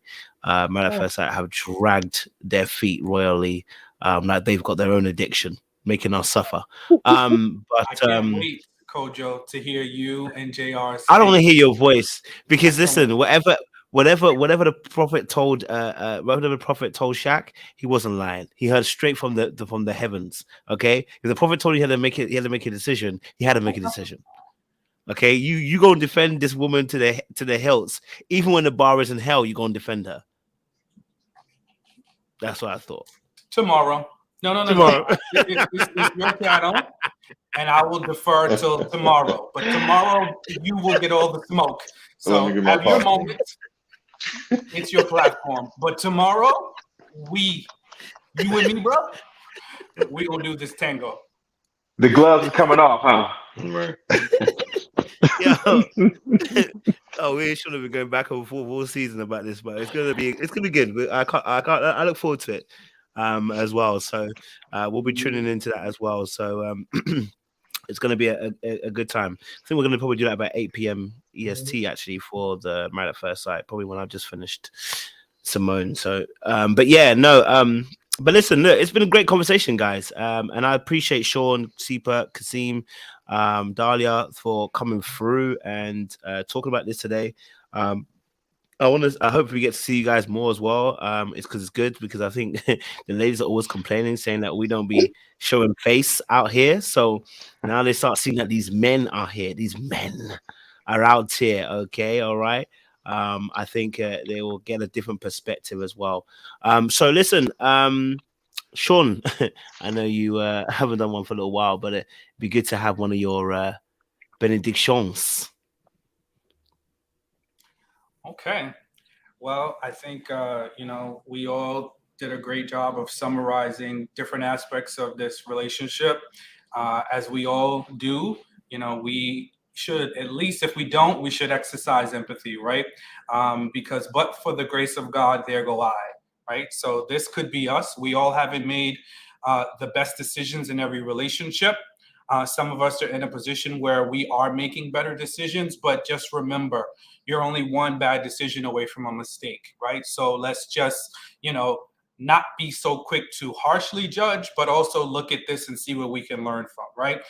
Because how we learn is looking at our actions. And I think when a relationship does unravel, and it's one of our own, I think we need to look for what could I have done differently, right? Because it's easy to see the other person's flaws and faults, right? But what could I have done differently? Or what were some of the signs that I could see? And I think those are the important things that we need to take on and to really sit with, right? Because people can deceive us, but most of us have been in some area allowing ourselves to be deceived. And that's what we don't want to do. And also another important part of relationships is intimacy, right? And intimacy doesn't just mean sexual intimacy. It means intimacy in terms of sharing the things that are closest to you with the person that you love, that you plan to spend the rest of your life with, right? So that includes emotional, physical, financial, all those things are part of intimacy and part of being honest. And if you are dishonoring those things, misrepresenting those things, manipulating someone else in those things, then you are being unfaithful. Not in the physical sense, but you are doing it in the emotional, and definitely in the emotional sense, right? And the consequences are the same, because when we cheat, someone's hurt. When we cheat, we drag people down. When we cheat, we are using that vice as a way to cover up what we don't want anyone to see.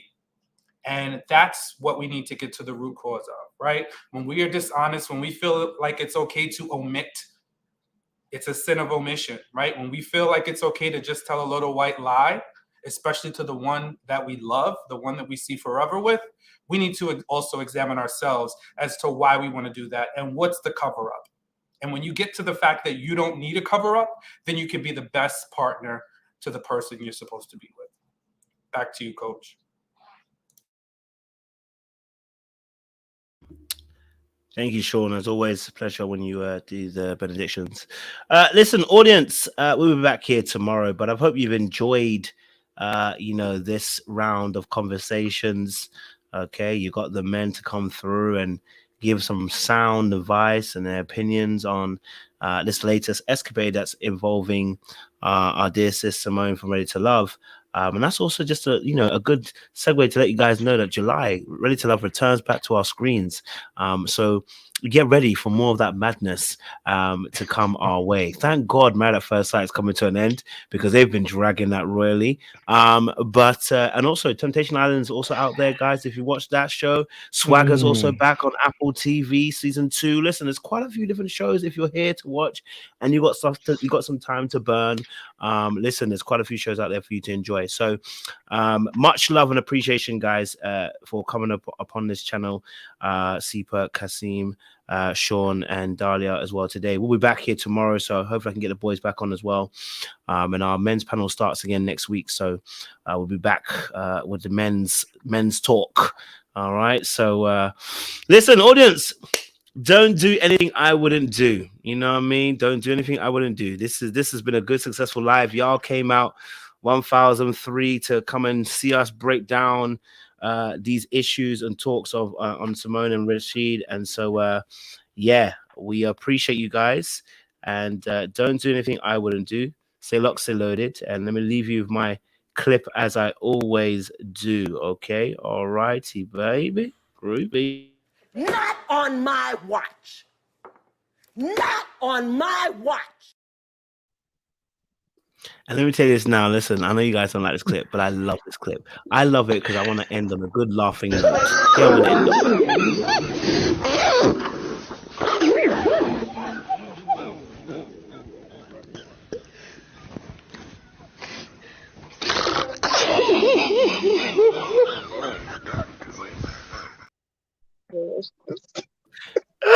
That clip always gets me, baby. Listen.